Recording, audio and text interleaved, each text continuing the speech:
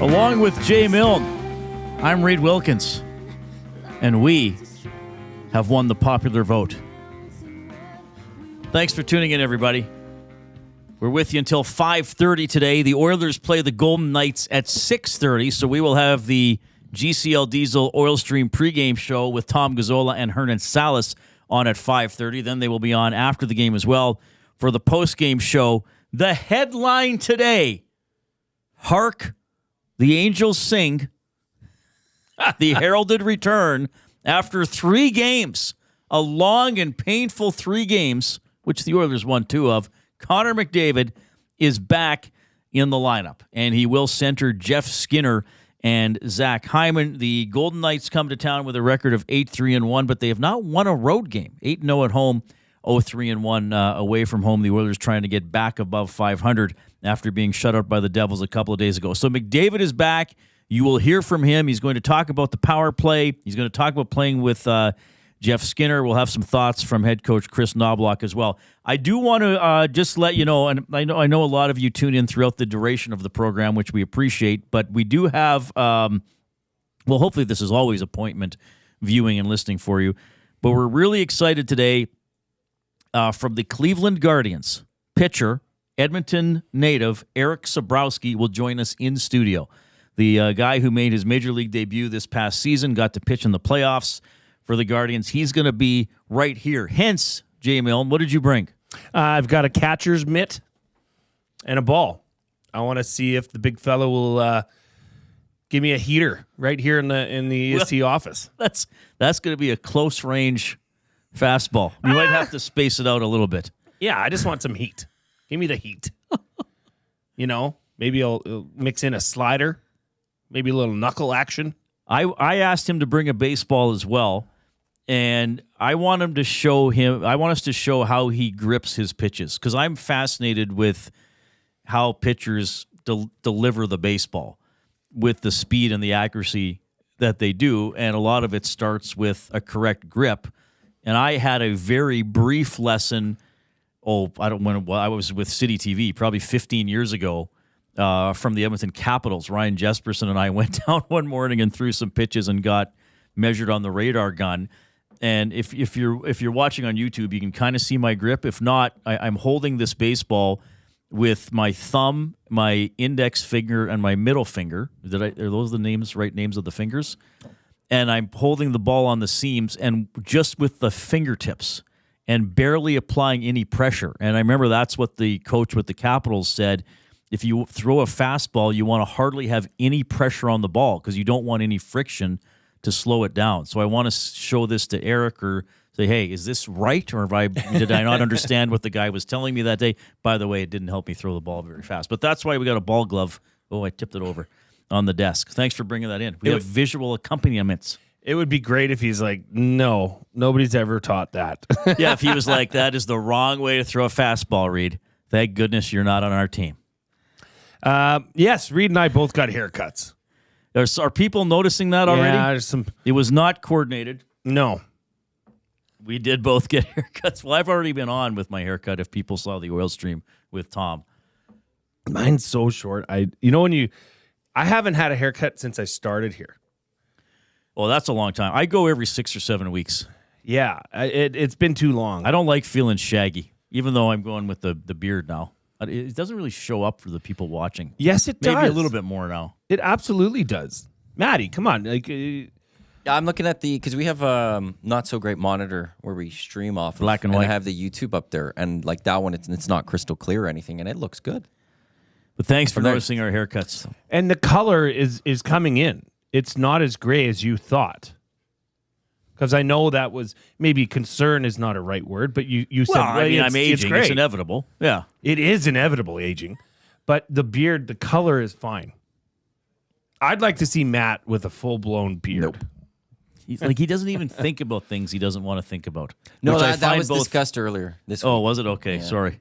All right. Anyway, you can get in touch about McDavid's return, about the Oilers' line combinations, Jeff Skinner going to the McDavid and Hyman line, about facial hair, about the Vegas Golden Knights, about pitching, and about our off-topic topic, which we will get to in a couple of minutes, which I think is going to be a fun one, and it's something I'm going to need help with. I'm asking for help today on the off-topic topic for something that I'm doing tomorrow. The EST inbox is 780-218-9999. Jump into the nasty chat on YouTube. Already getting some fun stuff going in there. Hit the thumbs up on YouTube as we endeavor to get to 100 thumbs up every show. We got a pretty good streak going with that. You can email Reid at edmontonsportstalk.com. Follow us on X at Reid Wilkins, ReidWilkins, at Jason Milne, JasonMilne, and the station at YEG Sports Talk. All right, I'll go over the lineup here, Mr. Milne. You can tell me what you think. Jeff Skinner with McDavid and Hyman. Forward. The forward, Jeff Skinner. Got it. Yeah. Podkolzin and Draisaitl and Arvidsson remain together. Nugent Hopkins at center between Henrique and Brown. Derek Ryan between Janmark and Perry. I'll pause there. Okay. First thing that jumps out to me is that now you've got what was last game your first line playing as your second line. That's good. That's a good sign. That means there's better players on the first line with the return of McDavid. I like the promotion of Skinner, and I will say this is a promotion of Skinner, and I like the demotion of Ryan Nugent-Hopkins because he simply hasn't been getting it done.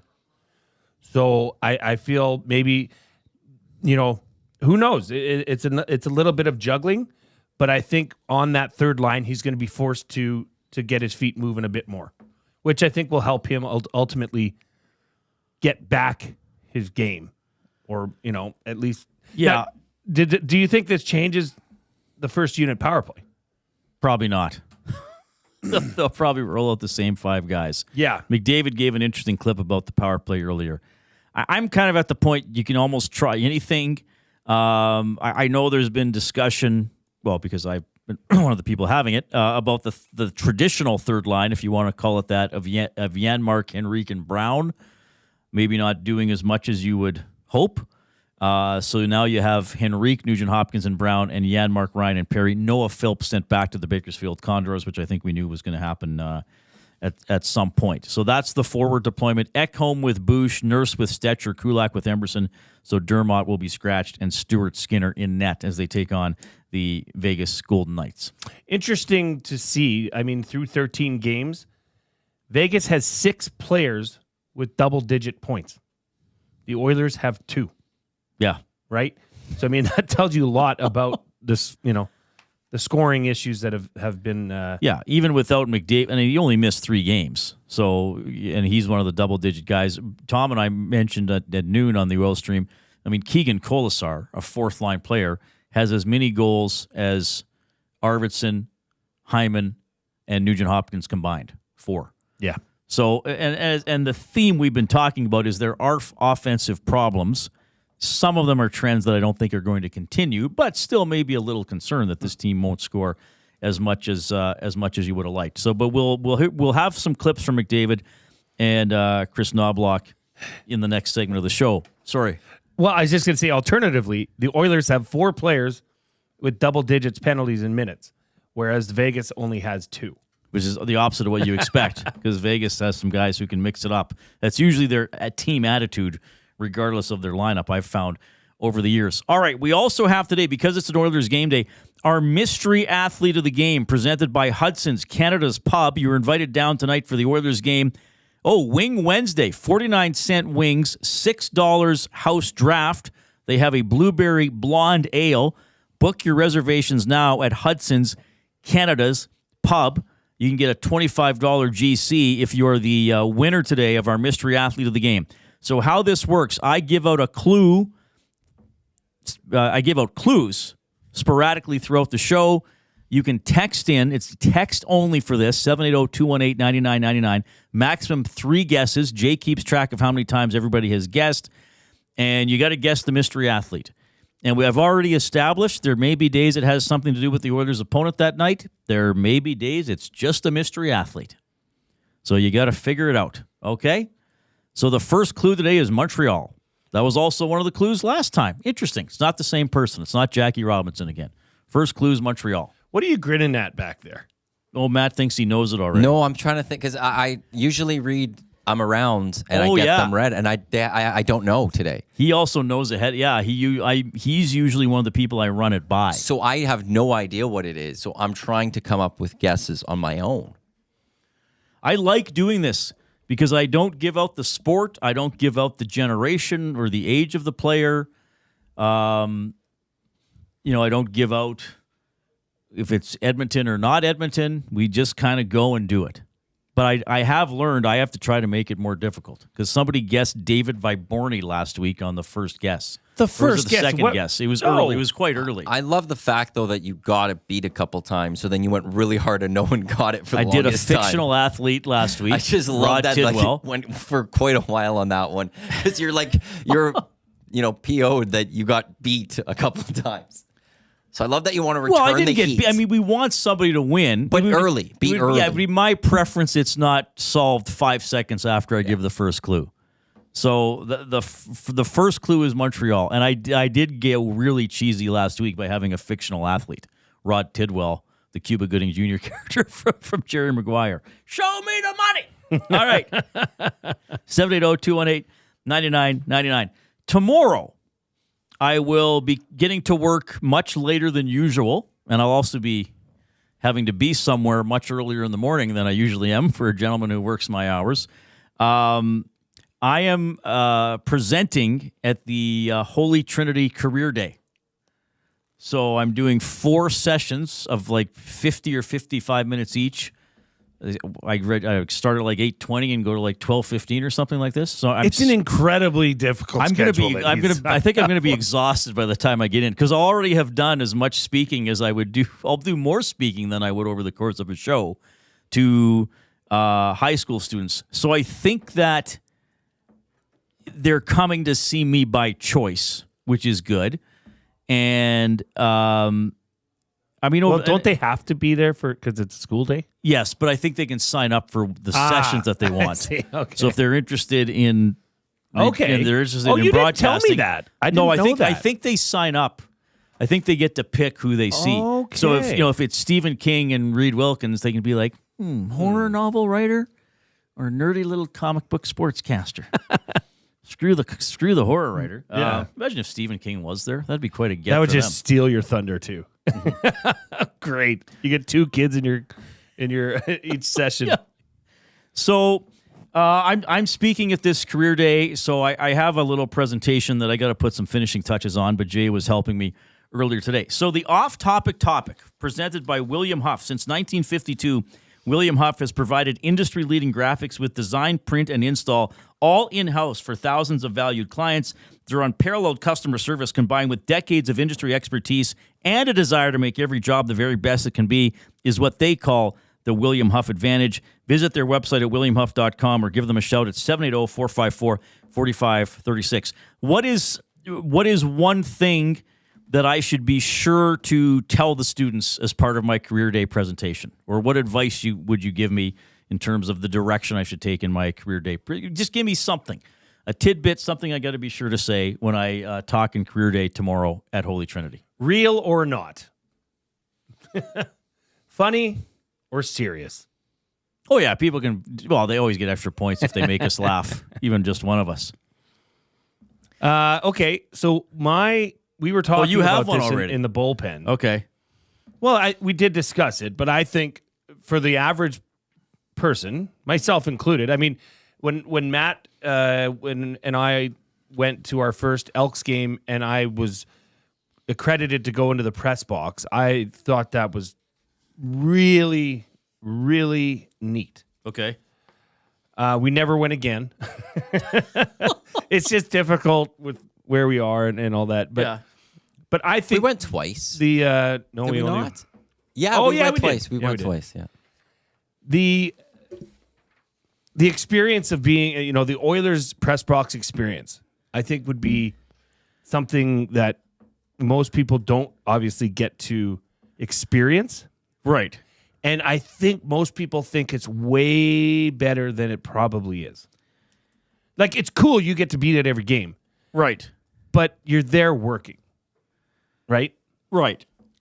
And I don't think most people would grasp that entirely. I think that's a good point, because for me, attending a sporting event as a media member has just become part of my life. Yeah. Even going to Junior A games in Lloydminster, there was kind of a press box. You rarely actually sat in it because it was so small, but the routine is different. I'm not lining up to get in. I'm leaving later than everybody else. You're taking notes during the game, all that kind of stuff. Yeah, it's completely different. Yeah, even the view, because I showed you, and I've posted stuff on social media before, even the view from where I sit, I think I'll put that as part of a little slideshow that I'll do. You know what was neat? Your former colleague, Brendan Escott, he's put up a video of him going, how do I get to my press box seats? And I was just enamored with it, because it's just neat. It's a little peek behind the curtains.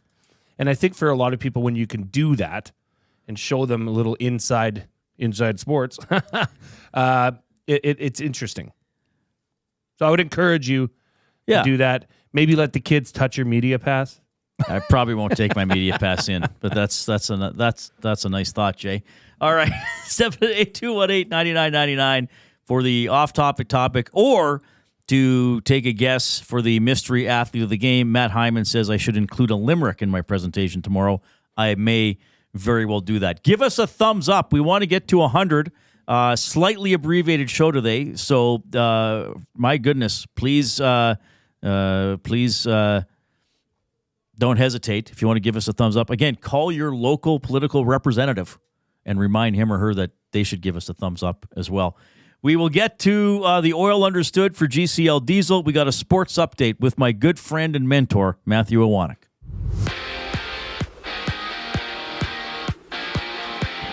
Aw, so kind.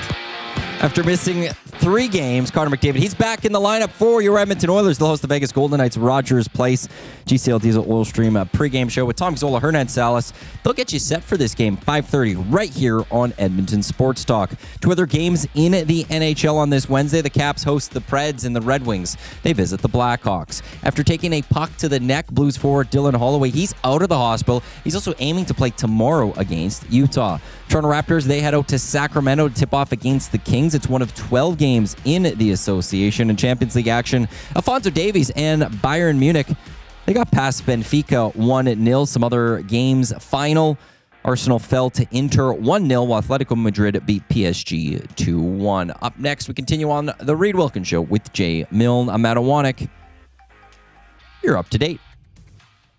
Ready for an unforgettable sports experience? It's the EST Flyaway to LA. Presented by the 780. Listen daily for the EST Flyaway keyword. Once you hear it, text us at 780-218-9999 for your chance to qualify to fly to LA. Round trip flights for 2, hotel and car rentals, all to go see Edmonton face off against either LA or Anaheim. Plus, experience the brand new Intuit Dome as the Clippers tip off against the Warriors, and top it all off with the Rams kicking off against the Cardinals at SoFi Stadium. This is more than just a trip. This is the ultimate sports experience. The EST Flyaway to LA, presented by the 780 and Edmonton Sports Talk. Your clear choice for Edmonton sports. Food Sausages makes their meat with nothing but the best local ingredients. From chicken, beef, and pork, their gluten-free sausages are packed with flavor. Every single bite. Get a 10% discount when mentioning Edmonton Sports Talk in-store, or use the code EST when shopping online at foodsausages.ca. Plus, you get free delivery on orders of $100 or more. Find them at 6736 99th Street. Food Sausages. You can't beat our meat. Hey Edmonton, ready to take advantage of lower rates and better pricing? South Fort Chevrolet in Fort Saskatchewan has you covered. From rugged trucks to sleek SUVs. And with over 40 years in business, you can trust that you're getting the best deal on your new ride. As the proud title sponsor of the Nielsen Show, EST listeners can drive a little to save a lot with South Fort Chevrolet's transparent pricing and down-to-earth sales team. Visit us today in Fort Saskatchewan or online at southfortchev.com. Don't feel like working? Join the Hangout. You never know what you might hear. Weekday mornings 9 to 11 on EdmontonSportsTalk.com.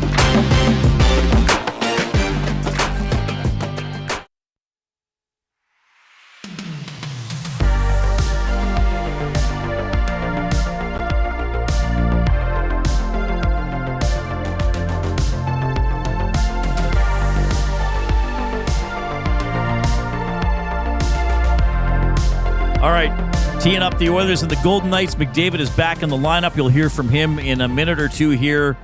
We have Cleveland Guardians pitcher, Edmonton's own Erik Sabrowski, joining us in studio a little bit later on. And curler Marc Kennedy is on the show in about 15 or 20 minutes as well. Somebody in the Nasty Chat, Rod Z. Marc Kennedy in studio throwing curling stones. Good idea. Not today. Hey, hard! Yeah, we could. That'd be funny. Who was it? Ed Wernick always had that. Wasn't it Wernick? Always had that growly. Had really that growly curling yell. I think it was him. Hard! That's what I love about curling. I don't get it. The yelling or curling in general? I get curling. I don't necessarily get the yelling. Well, you got to make sure they hear you. But what are they hearing you? There's also thriller games going on often. I know, but okay, are they trying to make you work and sweep harder when they're yelling at a more intense tone? Yeah. If they want you to hurry, but just casually. Hurry. Hurry. Sweep. Yeah, sweep. Sweep. We're good. No, I think it's just part of the intensity of the game. I like that, though. Okay, T. Wilson says, did Connor McDavid visit Mark Stone's miracle doctor? Maybe. No, I don't. I don't think the injury was that bad, so he's good to go. All right, 780-218-9999. Well, hopefully he does, because he's got 20 points in 12 Mark games. Stone's having an incredible season. Any suggestions for my career day presentation yet, or do we got to hold off on that? People might be thinking about it, or maybe they don't care. That's also possible. No, that one was that Bob Layton only wants your money. Okay. I don't understand that. Do you? I don't know. I'm not sure what there's probably a joke, I'm but Bob sorry. Layton. I don't get the I'm Bob Layton. The only thing I could refer, I remember for the longest time, he was the biggest push behind Air One, raising the funds so that the city could buy Air One. That was years ago. Okay. But I don't know if. So he's saying that's. Did he Maybe- have something to do with the Western Academy of Broadcasting or whatever it was called? Oh, is he part of that one? I can't remember. Wait, Tom Vernon was in today. Big fan of you, by the way, at the show. Oh, okay. Tom, thanks. Thanks, Tom. The show. Did he say anything about me? Well, he says he likes the Reid You Wilkins said show. the show. You're on the show. So If somebody says fine. they like the show, that's you. Whatever. But the Canadian broadcast, or where the person stole the money. Yeah, I think it turned out to be not good. Somebody who got arrested So in Georgia. I think that's what that person is saying to warn people about Bob Layton, I guess. I probably won't do that. I might do a Bob Layton impression at some point. I'm Bob Layton. That was such a great Bob ending. Layton. His editorials were fun. Well, one day I did this on Instagram. He wrote a book, and I read a passage of his book and recorded myself and put it on Instagram. But I picked the most mundane passage in the book. I took my car to a local body shop. I always enjoyed seeing Reg, even though it meant my car was broken. I like that. You got the intonation on car. Yeah. Very well done. I think we have had some people from Winnipeg Sports Talk hop in today, and they were like, what are these guys talking about? Hello, Winnipeg. How are you feeling? Hello, Peggers. Just so Is that you what they all like to be know, called? I No. picked your team to win the Stanley Cup, and I picked your team to win the Grey Cup. That's facts. Before the season. Mid-season for the Bombers. But then you're saying the Riders are going to win now. No, I didn't. Who said I that? thought you said last week that Saskatchewan Saskatchewan win last then week. I thought you went ahead. No. Okay. No, I think it's going to be a rematch of last year's Grey Cup, okay, except maybe the that's what Bombers I'm thinking. are going to prevail because their running game is stronger. Yeah, they're good. Well, I love Colaros. I do too. I wish we had a quarterback like that. They could stay here several years. Hi-yo. 780-218-9999. Matthew, I forgot to tell you the order of the clips. I'll give them to you on the fly. We're going to go McDavid 1, Knobloch 2. This is a goof up for me. I was supposed to tell him this before the show. McDavid 2, Knobloch 1, and then Knobloch 3. Those will be the order for the clips if we have time to get all of them. Here in the Oil Understood, presented by GCL Diesel, providers of the best diesel engine components around, from turbochargers to injectors, fuel pumps to sensors. They are the critical engine component experts, proud to serve Edmonton and Northern Alberta for over 50 years, now a proud partner of Edmonton Sports Talk and the Reid Wilkins Show. GCL Diesel, Diesel. Understood. Ooh, okay. That was a good one. Thank you. So the power play, El Stinkerama. It is, what are we at? 14.7%, which is not good. They have 5 power play goals on the season. Matthias Ekholm is the Oilers' leader in power play goals. It's been hurting the team, one of their offensive problems through the first 13 games of the season. Here's what McDavid had to say about the Oilers' power play.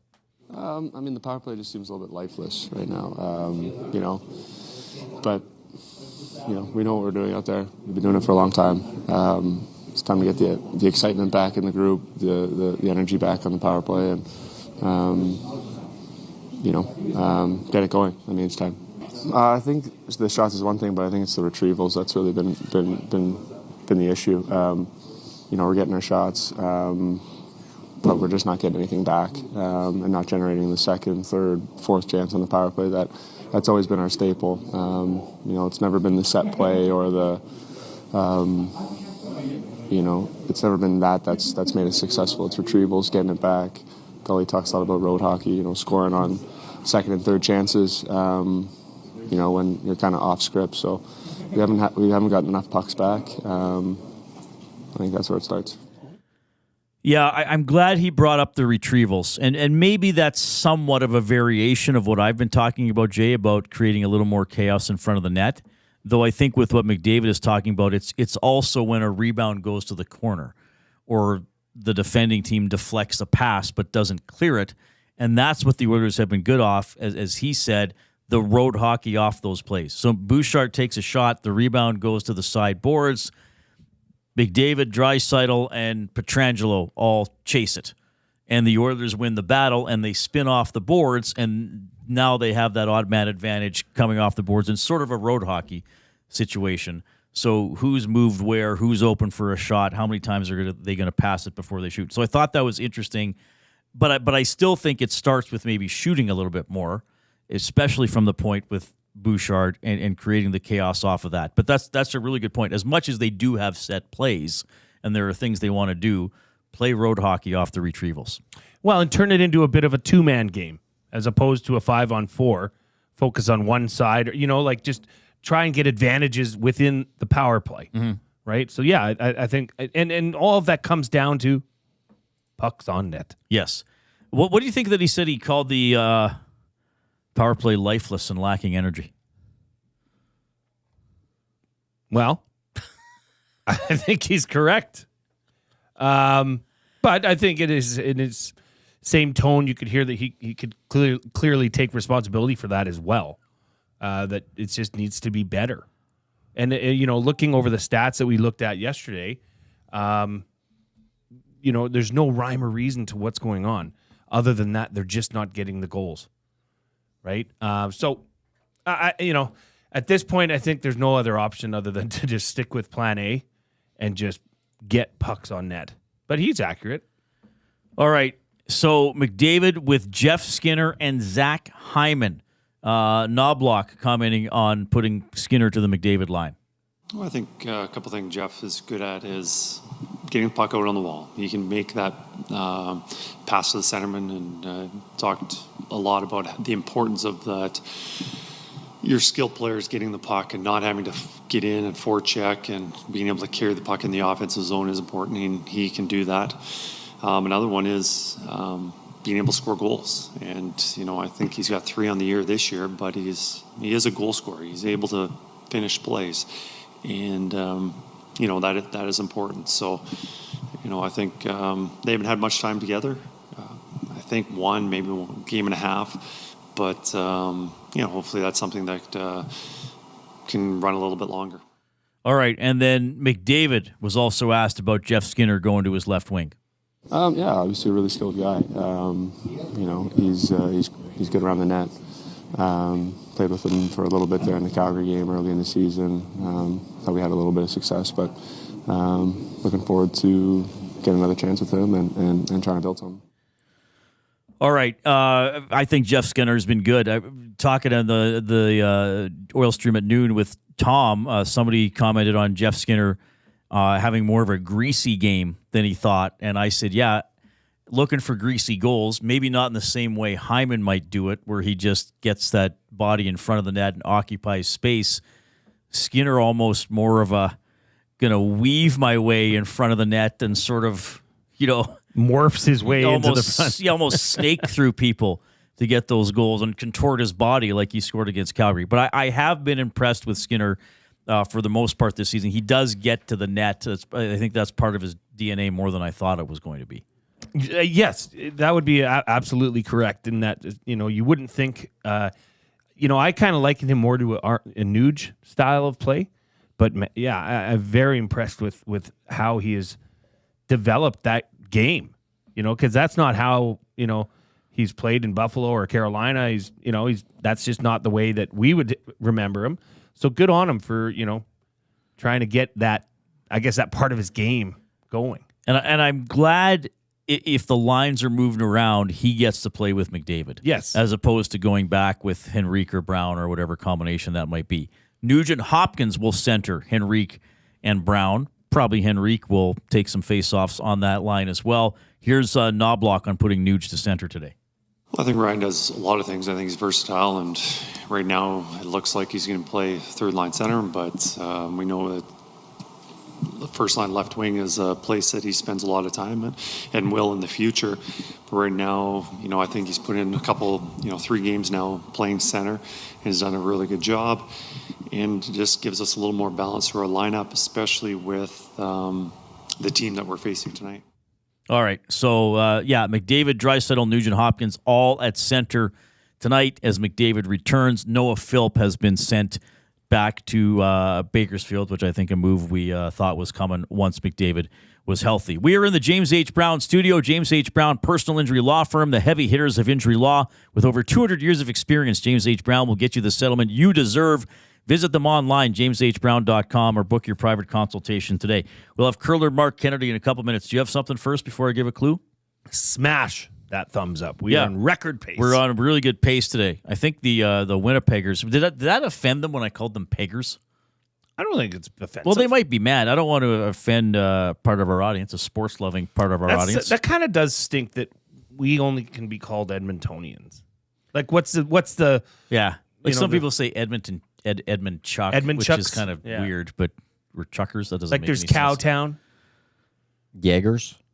Oh, Jaegers isn't bad. Jaegers. Jaegers. Yeah, is that a thing? Jaegers. No, I don't think Peggers so. and Did you Jaegers. just make that up? No, YEGers. I've seen that before. Have you? That's Yes, great. Peggers. That's and, it. Peggers and I Jaegers. would not want to be known That's as the Peggers. bonding of our two series.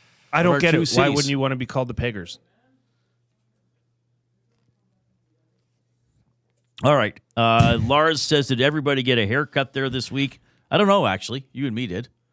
Who else got a haircut? Nanso got one on Saturday. Oh, yeah. Weekend. Hernan got one. I guess we're all on the same haircut cycle, everybody. Tom was last week, I think. Tom gets his haircut every week. Oh, yeah. He's- Tom did he's get a every haircut 4. last week. Oh, he goes that often, eh? Me too. I go every 6, sometimes 7. I just don't like it. My hair is slightly receding, but I just don't like it feeling shaggy on the sides and around my ears. I'm in the same boat. I've been this way for a long time, so I think this is where it's going to stay. But my crown is really thick. He's got a thick crown. It's a lot of hair in that crown, so that's got to go. When Dusty last worked here, he got one got a recently. haircut. Dusty last worked here. Who is Yeah. it? Who? Well, we're going to talk about that later on. Foreshadowing. Mystery athlete of the game for Hudson's Canada's Pub. Text in your guesses, 780-218-9999. The second clue is Toronto. The first clue was Montreal. The second clue is Toronto.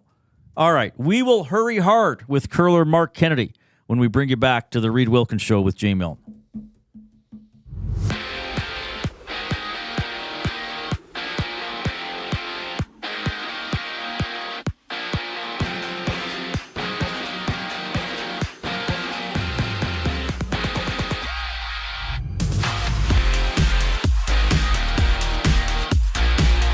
After After missing only 3 games, Connor McDavid will be back in the lineup for the Oilers as they host the Golden Knights at Rogers Place. GCL Diesel Oil Stream pregame show with Tom Gazzola and Hernan Salas. They'll get you set for the game 5:30 right here on Edmonton Sports Talk. Just 2 other games in the NHL on this Wednesday. The Capitals host the Predators, while the Red Wings visit the Blackhawks. After taking a puck to the neck during a game last night, Blues forward Dylan Holloway, he's out of hospital. He's also aiming to return to play tomorrow against Utah. Raptors, they head out to Sacramento, tip off against the Kings. It's one of 12 games in the association, while Champions League action. Alphonso Davies and Bayern Munich, they defeated Benfica 1-0. Elsewhere, Atletico Madrid got past PSG 2-1.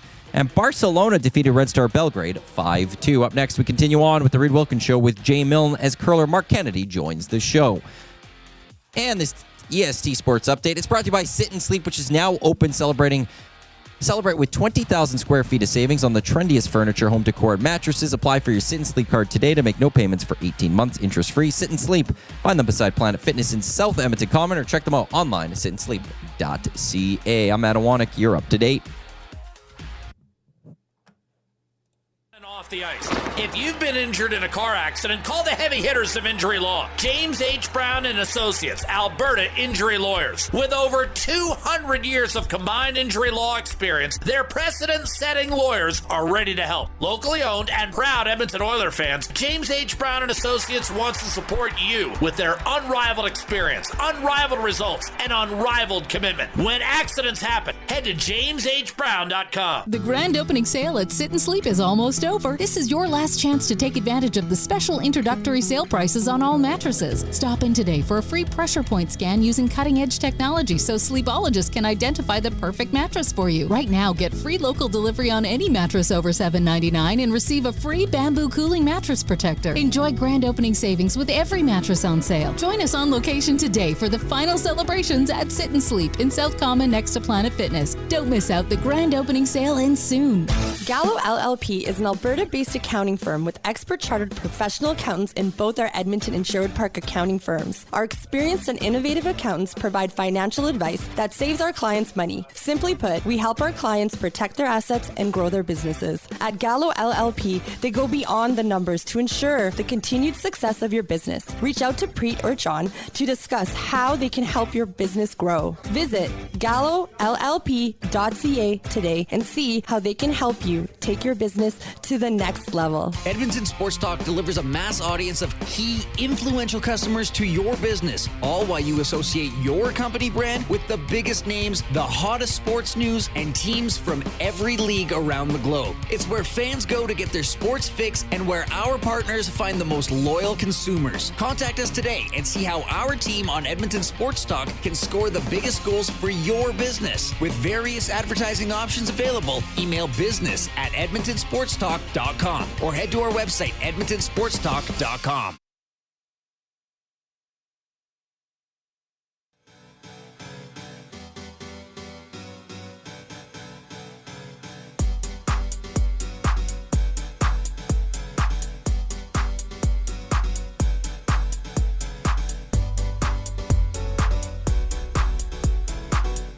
'97 back in the lineup for the Oilers. They went 2-1 without their captain. They play Vegas tonight.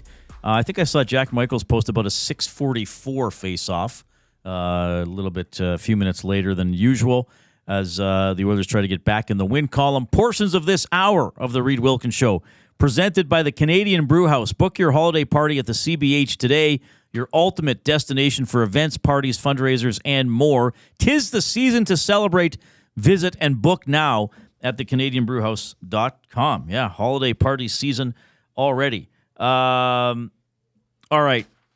Before we get Marc Kennedy on the line here to talk some curling and the Canadian going on in Nisku, which is pretty cool. What do we have? Do we have suggestions for my career day tomorrow? A couple have come in. Topic for William Huff. Bowen says, tell the kids to go tree planting and then to the U of A. Oh, my God.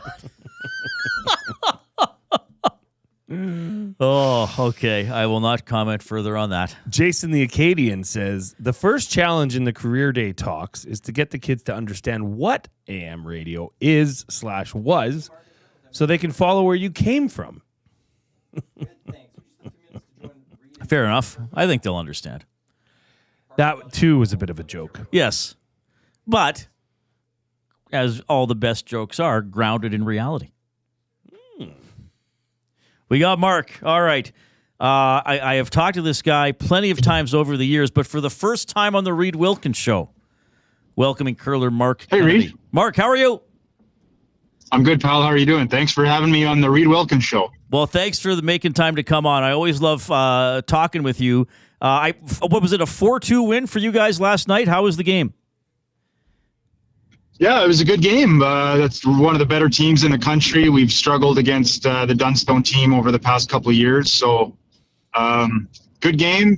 Got some good skip shots out of Brad and came away with the victory. It was good. Okay, so this is the Canadian Open going on at the Silent Ice Center in Nisku. Tell us a little bit, first of all, about this this facility, because isn't this the first time that this event has been in Nisku? Yeah, it's actually the first time I've been to this arena as well. It's it's state of the art. It's absolutely beautiful. Perfect venue for curling events. Right amount of seats and just a great atmosphere. And the crowds will start getting better here as the week goes on. But it's a perfect spot for these Grand Slam events. Okay, and nice for you, I guess. You actually have a home tournament, home bonspiel. Yeah, nice to not have to jump on an airplane. You actually caught me in the vehicle right now heading to the arena, so it is kind of nice to stay at home. And not only that, but we got some family and friends that are able to come out and watch, which isn't always the case in a long season. So, this is kind of a special one for me for sure. 8:00 tonight against Schuster. Is that the next game?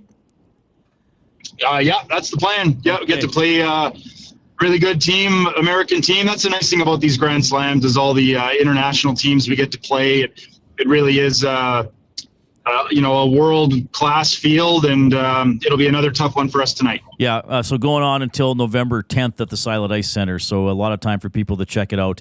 And a lot, as you said, world-class teams, draw after draw. So, look, I know you and I talked, I think, in the spring or early summer when this happened. You guys had Brendan Bottcher as your skip and parted ways there, and now Brad Jacobs is your skip. And I know in the curling world, you all kind of know each other and have seen each other play a lot. But what's it been like now having Brad as your skip? Yeah, it's been amazing actually.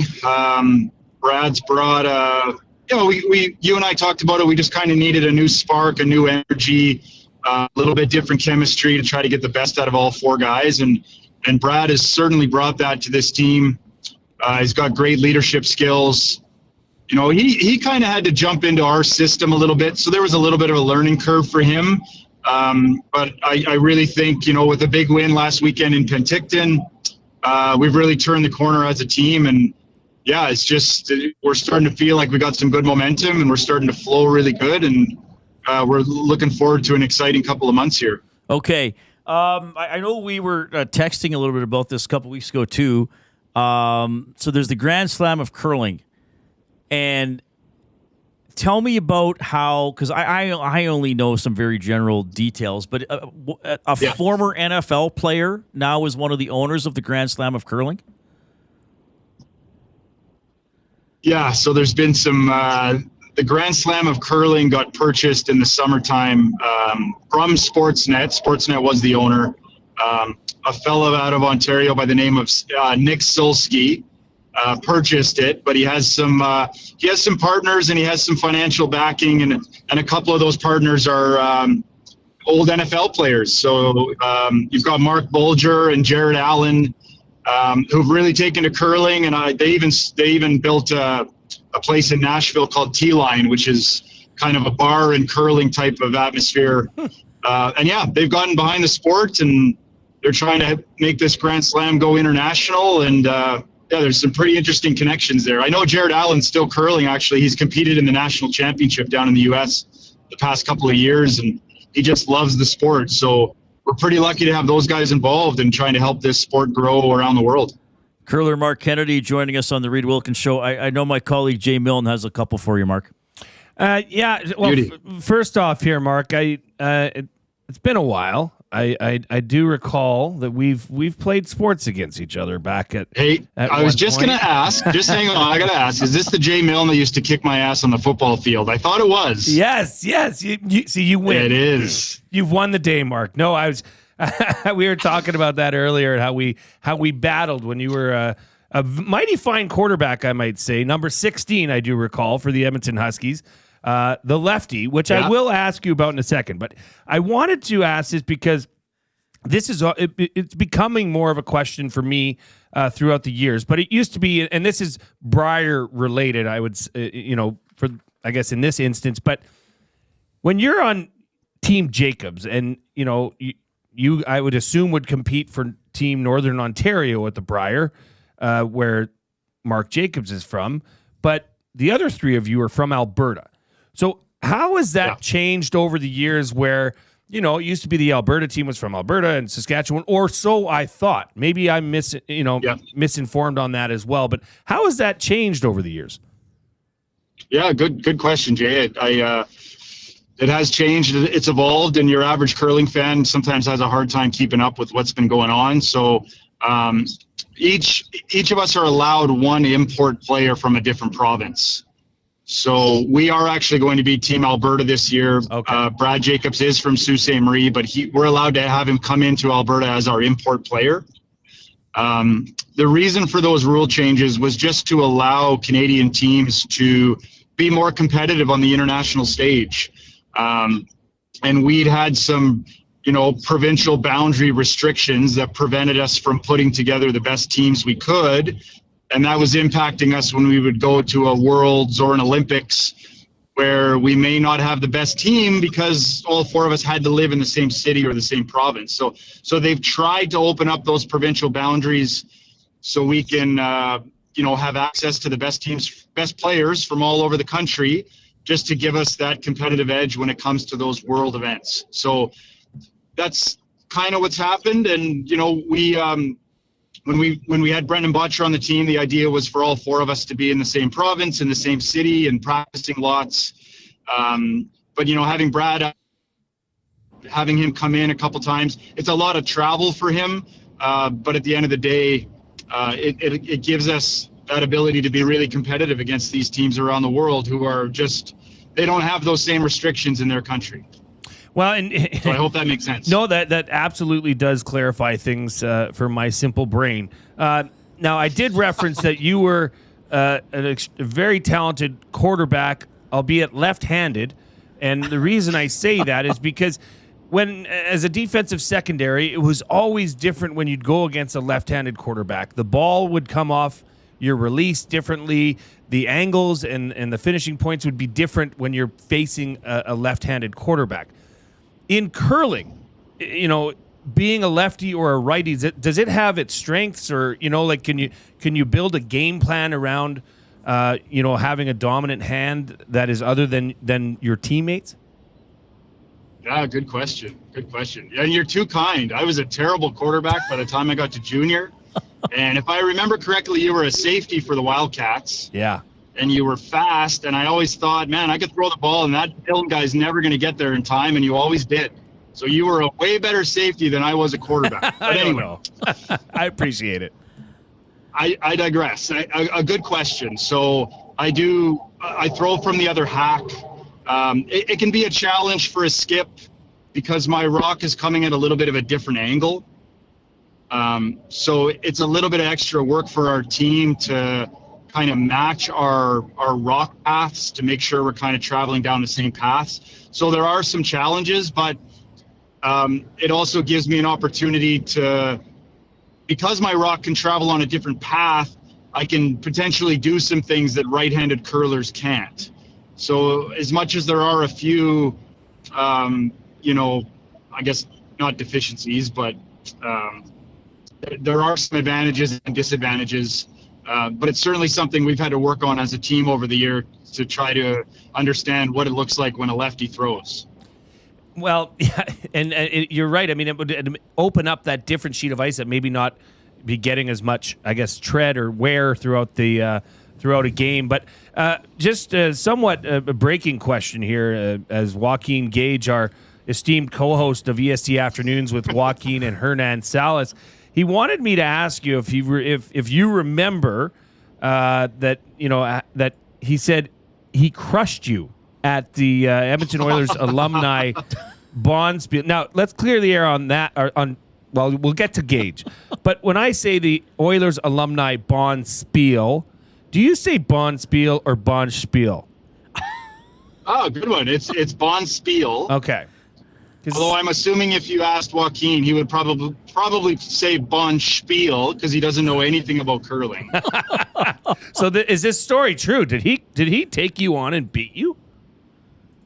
Well, I think. Okay, I gotta be honest. He did. He beat me.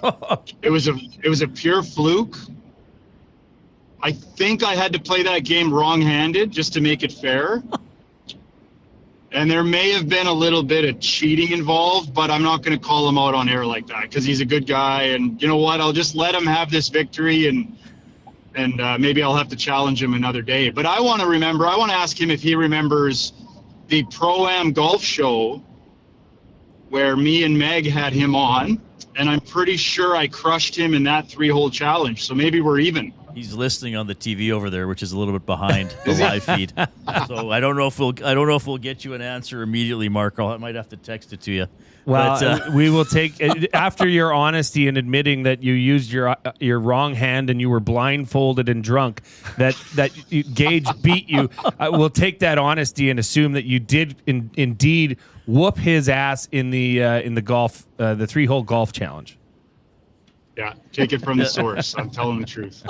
Hey, Mark, it's always a pleasure to talk with you. You've been an incredible guest and friend to me over the years, and I look forward to many more appearances on the Reid Wilkins Show. All the best tonight as you guys try to go 2-0. Jacobs versus Schuster at 8 o'clock at Silent Ice Center in Nisku, hosting the Co-op Canadian Open Grand Slam of Curling event until Sunday. That would be November 10th. Thanks so much for your time, Mark. Thank you, guys. You guys are beauties. Thanks for having me on the show. Congrats with all the success with everything. And Jay, it was great to chat with you again, man. It's been a long time. Thanks, guys. Thanks, Mark. That's awesome. Marc Kennedy, he plays third, so it's Jacobs, Kennedy, Brett Gallant, and Ben Hebert together there this year. Amazing for you to cross paths with him again. Well, it was funny because when he was coming up in the ranks, you'd see him on these curling events, and like, hey, that's a quarterback. What's he doing on the ice? So no, and he was fun. We had some good battles back in the day. The old Huskies Wildcats rivalry. Good athlete. Great athlete. I think the first time I ever talked to him on the show was in the summer, and I want to say it was probably 2011 or 2012, and I was running the Canada Day 15K, and I was on the Grote Bridge, which is pretty early in the race when you're going out, and this guy goes past me, and I thought, that looks like Marc Kennedy, and then he was ahead of me, and so he got to the race late, and so started after everybody else, and then passed me because I'm quite slow. And on his calf, he has a 2010 Olympic gold medal, and I was like, hey, it must be Marc Kennedy. So I somehow got in touch with him. I was like, hey, you should come on and talk about curling and running and life. So I think that's how we first connected. Good to talk to him. 780-218-9999. The off-topic topic is help me out. I'm speaking at the Holy Trinity Career Day tomorrow morning. 4 sessions with students. What's the one thing I should be sure to tell them about broadcasting in my career, or what's some advice you would give me? Let's see if anything's come in here. We can catch up on that. You can jump into the nasty chat on YouTube as well. And when do you want me to do Clue 3? You could probably drop it now. Okay, so Clue 3, Hudson's Canada's Pub, mystery athlete of the game. The winner, and this is a text-only competition, maximum 3 guesses. Clue 3 is Los Angeles. So the clues are Montreal, Toronto, and Los Angeles. So we got a break. We got a sports update. Erik Sabrowski is going to be in studio. Reid Wilkins Show with Jay Milne. Props, plays, parlays, and more with Nielsen and Hustler. Weekday mornings at 11 on The Lock Shop. Only on EdmontonSportsTalk.com. Conveniently located 10 minutes west of St. Albert, Wheeler's RV Storage will provide you with safe, secure storage for your RV, boat, or whatever you need to store. Open 7 days a week with gated keypad access and extra large stalls. Now is the time to take advantage of their limited time offer. Buy 6 months and get 1 month free. Now's the time to go to WheelersRVStorage.com. That's Wheeler's RV Storage. Safe, secure storage. Visit them today at WheelersRVStorage.com. Celebrating 70 years in the signage industry, William Huff Advertising is the most recognized name in the game. An in-house, one-stop shop for all of your design, print, and installation needs. William Huff provides quality graphic solutions for everyone. Here in our City of Champions and throughout the nation, they are the preferred signage partner entrusted by many of the biggest corporations, pro sports teams, and organizations to bring their identity to life. Recognize the name, get in the game. WilliamHuff.com. The Canadian Ice House is taking your sports experience to a higher level. Trackman golf simulators are now open at the Ice House, an immersive and realistic golfing experience in the heart of downtown Edmonton. Visit in-store or at thecanadianicehouse.com for details. GCL Diesel has been serving oil country since 1972. From diesel cars to SUVs to pickups. From farm tractors to school buses to a big rig. From diesel generators to forklifts, GCL can test, troubleshoot, and repair all diesel fuel system components. Whether it's injectors, pumps, turbos, filters, or additive, GCL has the parts you need to keep your diesel running the way it should. For genuine diesel parts at wholesale prices, visit GCL Diesel in the West End or online at GCLDiesel.com. GCL Diesel. Diesel understood.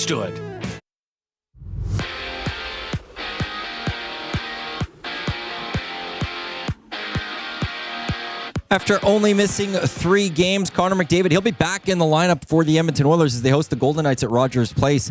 GCL Diesel Oil Stream pregame show with Tom Zola, Hernan Salas. They'll get you set for the game 5:30 right here on Edmonton Sports Talk. Just 2 other games in the National Hockey League. The Caps will host the Preds and the Red Wings visit the Blackhawks. After taking a puck to the net, Blues forward Dylan Holloway, he's out of hospital. He's also aiming to return to play Thursday against Utah. Toronto Raptors head out to Sacramento, tip-off against the Kings. It's one of 12 games in the association. Alphonso Davies and Bayern Munich, they got past Benfica 1-0 in Champions League action. Elsewhere, where Inter blanked Arsenal 1-0, while Atletico Madrid defeated PSG 2-1. This EST Sports Update, it's brought to you by Advantage Sports Medicine and Physiotherapy. Get treated like a pro with their highly skilled crew, whether you're recovering from an injury or looking to enhance your performance. Advantage Sports Medicine and Physiotherapy use the same locker room approach, trusted by the best in the game. Find them online at AdvantageSportsMed.ca. Up next, we continue on the Reid Wilkins Show with Jay Milne. I'm Adam Wanek.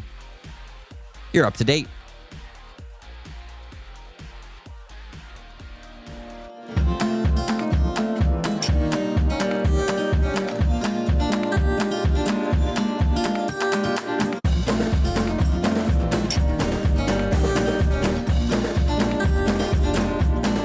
Hey, Matthew, I think some people think you're YouTube Trev.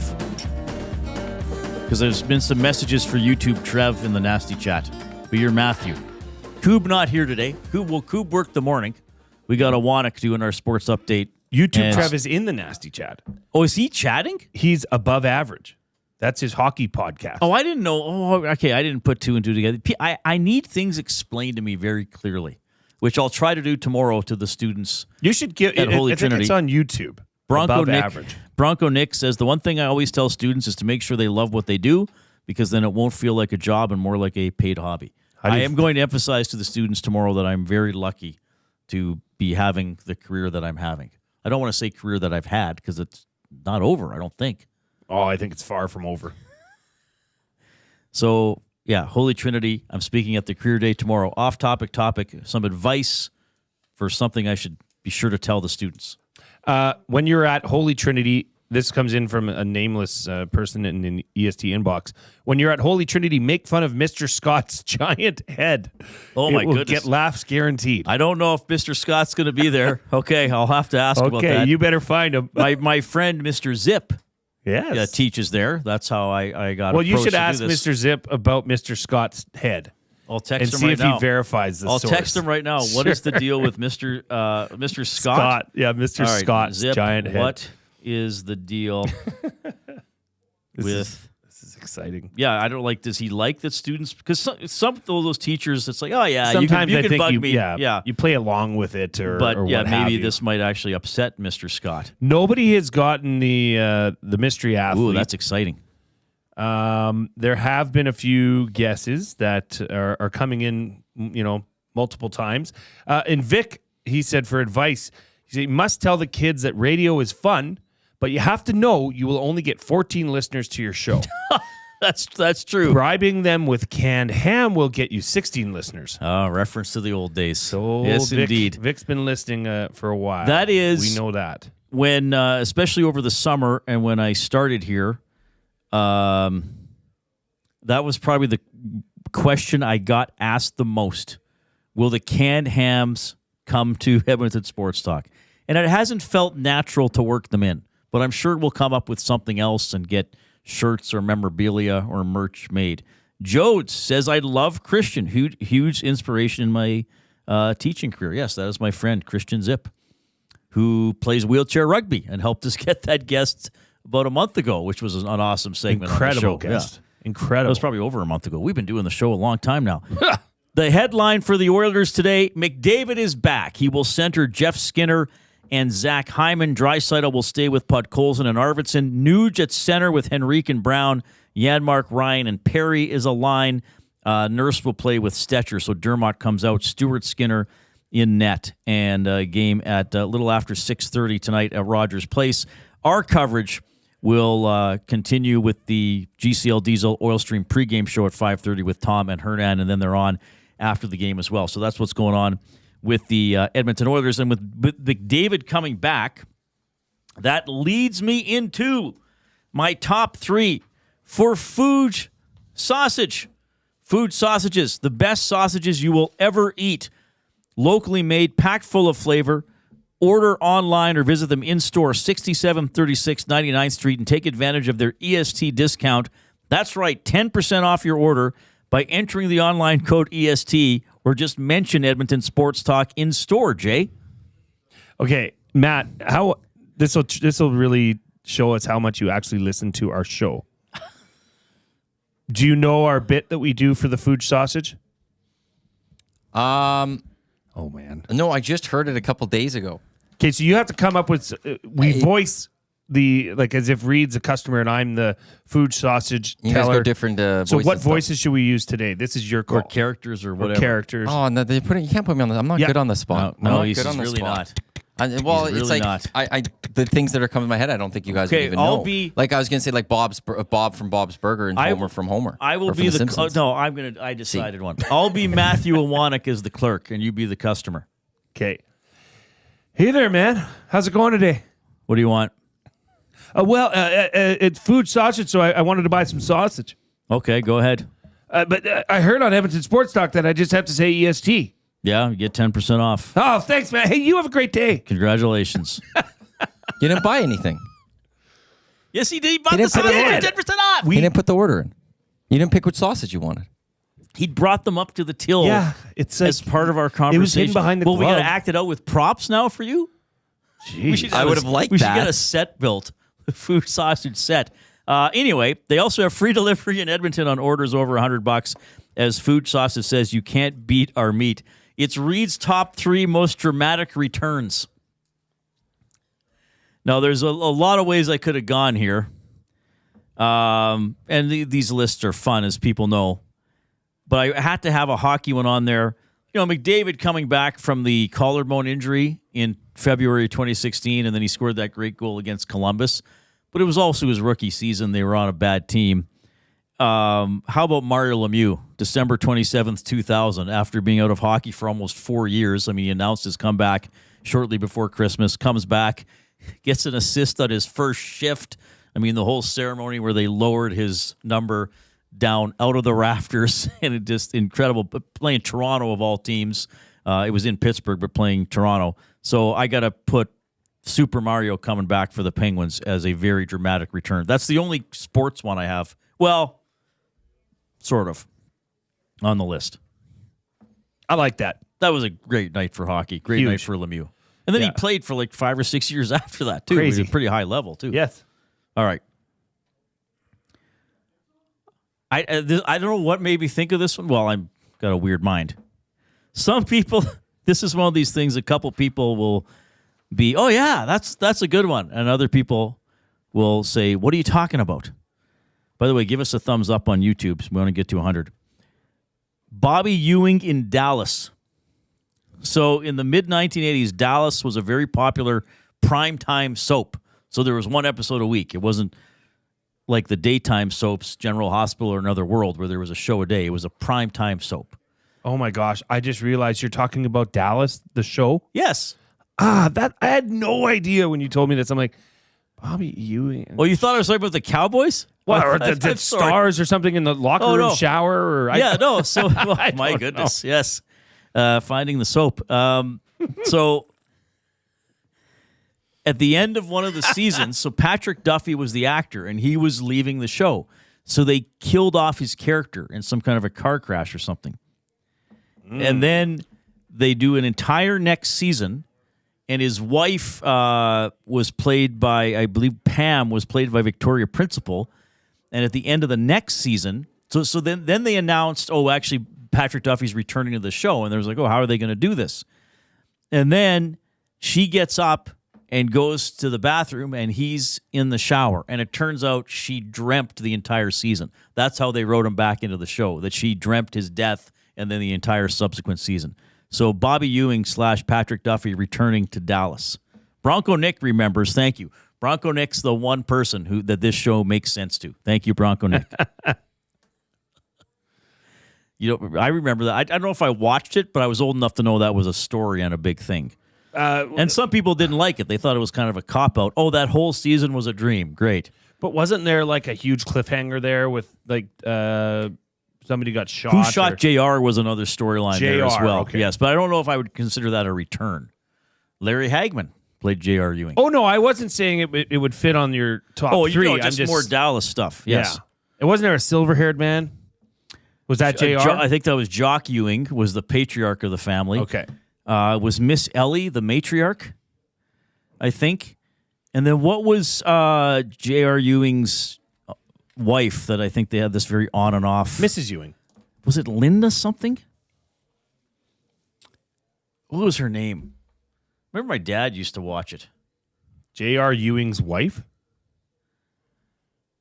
Yeah. What was Linda Gray? Was that the actress? I can't remember the name of the character, though. Sue Ellen Shepherd? Sue Ellen, yes, Sue Ellen. Who played the Linda Gray. Linda Gray. Hey, random 1980s television trivia. Where else do you go for it, folks? All right. My number 3 most dramatic return, presented by Food Sausage. Iwanek, you'll want to pay attention to this one. It hasn't happened yet. It's Dustin Nielsen returning to Edmonton Sports Talk from his long and mysterious and apparently quite debilitating illness. Dustin Nielsen, what will it be like when he's back? I can't even imagine him being around again. Euphoria. Or will it be hysteria? Well, might have to implement the 6-foot rule. Stay away. The only one I could think of when you brought that up was the one and only Return of the Jedi. Nice. Thank you for working in a Star Wars reference. Well, of course. I've got a bunch I could go to. Let's hear them. Okay, can we have to limit him to 2? You want? Well, I think I got 2 sports, like 3 sports and 1 non-sport. Wow. So he gets a top 4. They're honorable mentions. You could say, just throwing them out there. Okay. 2 are Oiler related. All right. Ryan Smith, 06 playoffs. Pucks comes back during the game. Oh, okay, good. There's also the Mike Smith dramatic entrance. Okay, I thought about that one, but I thought he missed 10 minutes in the game. You said dramatic returns, and what more dramatic than seeing him walk out that tunnel? And he while loved the that, crowd was going because they threw it up on the screen. That part, which then the other one, there's just so many you could choose from WWE. So I'll take away WWE from this because there's a lot of great dramatic returns. The non-fiction one I would go, or the fiction one I go with, is Gandalf returning in the 2 Towers. So what happened to him? He fell into the crevasse or got eaten by the dragon? He did, and then he came back as Gandalf the White. He was Gandalf the Gray. And then he became Gandalf the White. And then he aged. And then he was Gandalf the White. And so how did they think he died? How did they think he died? Yes. Well, whatever that dragon or whatever was like dragged him, or that fire-breathing thing like dragged him down. Okay. He says, "You shall not pass." Did you read the books as well? I haven't read the books fully. Okay. I got to. Great movies. All right. But they're like, or in Two Towers, you can even go when he returns with the army, and the sun shines, and then hits him and his horse, and then it's the whole army, and they win the battle. Okay. That's pretty good. I'll give you that one. And you had one more, you said? Well, there's like a bunch of wrestlings you could choose from. Yeah, give me one wrestling. I was thinking about there was wrestling like Stone once. Cold's. What about The Undertaker? There was a Stone Cold at a pay-per-view where it was like almost like a Royal Rumble, like his music went. One of the bigger ones was when he became an American Badass. Isn't there the one that's that GIF where Undertaker sits up? No, American Badass was his like motorcycle time. Okay. It was a little weird. It was also kind of cool. You know what's cool? Tomorrow, top Canadian bull rider Nick Tetz. Oh, that's who we're getting? Will be in studio. Oh, that'll be fun. The PBR is here on the 8th and the 9th. So somebody asked in the if we're going to be talking about that this week, and in fact, we are. Yes, we are. We're going to be talking a lot about it. So we're gonna have a bull rider. We got a packed show tomorrow. Yeah. We do. Gazdick's on tomorrow. Matt Dunnigan's scheduled to join us as well. U of A Golden Bears basketball coach Barnaby Craddock as well, and we have Erik Sabrowski from the Cleveland Guardians, pitcher, Edmonton. A Major League Baseball Major pitcher League going to be Baseball sitting player right here from Edmonton. He's going to be right here, showing us how to pitch. For the off-topic topic today of advice for the this is actually quite a well written one and heartfelt from Eden in the EST inbox. If you haven't already considered this, Reid, being a broadcaster means you can become an institution. Oiler coverage sounds different without you. You guys did a Bob Layton impression, but there was also broadcasters like Brian Hall, Rod Phillips, and Eileen Bell. Institutions. She's correct. I don't know what kind of institution you are, but I don't know if it's an institution. I am not one. I would say that's not true. But thank you for the message. I would say you're being modest, but you're an institution to me. Well, I love you, man. This show is a bit of a cuckoo's nest. Yeah? The Big Uke emailing in. A limerick. There was once a star named McDavid whose ankle was sore, but it healed it. Healed it. Against Vegas tonight, he'll shine oh so bright with speed and skill. He'll amaze it. Thank you, Big Uke, for your commitment to the limericks. You know, it just doesn't feel the same. Maddie, can you find the limerick music? Oh, yeah, I don't know what it is. I'm going to fine. play some random things. Yeah, let's play It's random not stuff. that. No. Hey, there it is. That's it. Can you reread it? It just. Oh, sure. Yeah. There was once a star named McDavid whose ankle was sore, but it healed Ed. Against Vegas tonight, he'll shine oh so bright. With speed and skill, he'll amaze it. I did a limerick today. There was once a team from Nevada. Watch out, Pietrangelo might slash ya. McDavid is healthy. Jay Skin is stealthy. Will the Oilers attack like an armada? Wow. Armada. Or Nevada. Nevada. People know what I mean. I've got one. Keep my music. Today we get to learn the art of the pitch. Furthermore, I'm sure the conversation will be rich. Sabrowski's now a pro. To extreme heights he will go. When throwing a fastball, would one hold the ball or the stitch? Oh, that's really good. That's excellent. Thank you. Yeah, Thank I was not sure what you were going to rhyme with pitch, so I'm glad those are the words you picked. Could have went one way. You could. It sure could have. The top three, of course, was presented by Fuge Sausage, as we are in the James H. Brown studio. James H. Brown Personal Injury Law Firm. The heavy hitters of injury law with over 200 years of experience. James H. Brown will get you the settlement you deserve. Visit them at jameshbrown.com today and book your private consultation. All right, do not have a correct guess. No, let's recap the first three. I'll do it. Right? I'll do it as part of the fourth one here, if that's okay. Hudson's Canada's Pub, mystery athlete of the game. The winner gets a $25 GC to that establishment. Book your reservations now at hudsonscanadaspub.com. The clues are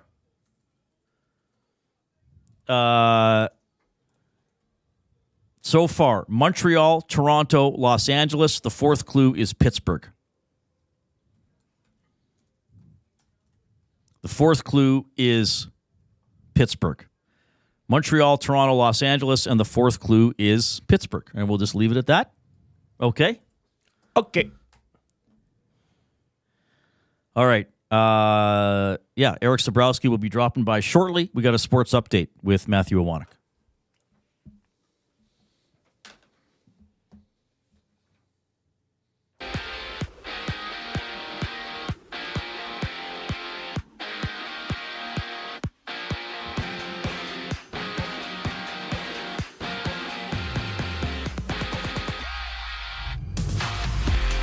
After missing just 3 games, Connor McDavid will be back in the lineup for the Oilers as they host the Golden Knights at Rogers Place. GCL Diesel Oil Stream pregame show with Tom Gazzola, Hernan Salz. They get you set for the game at 5:30 right here on Edmonton Sports Talk.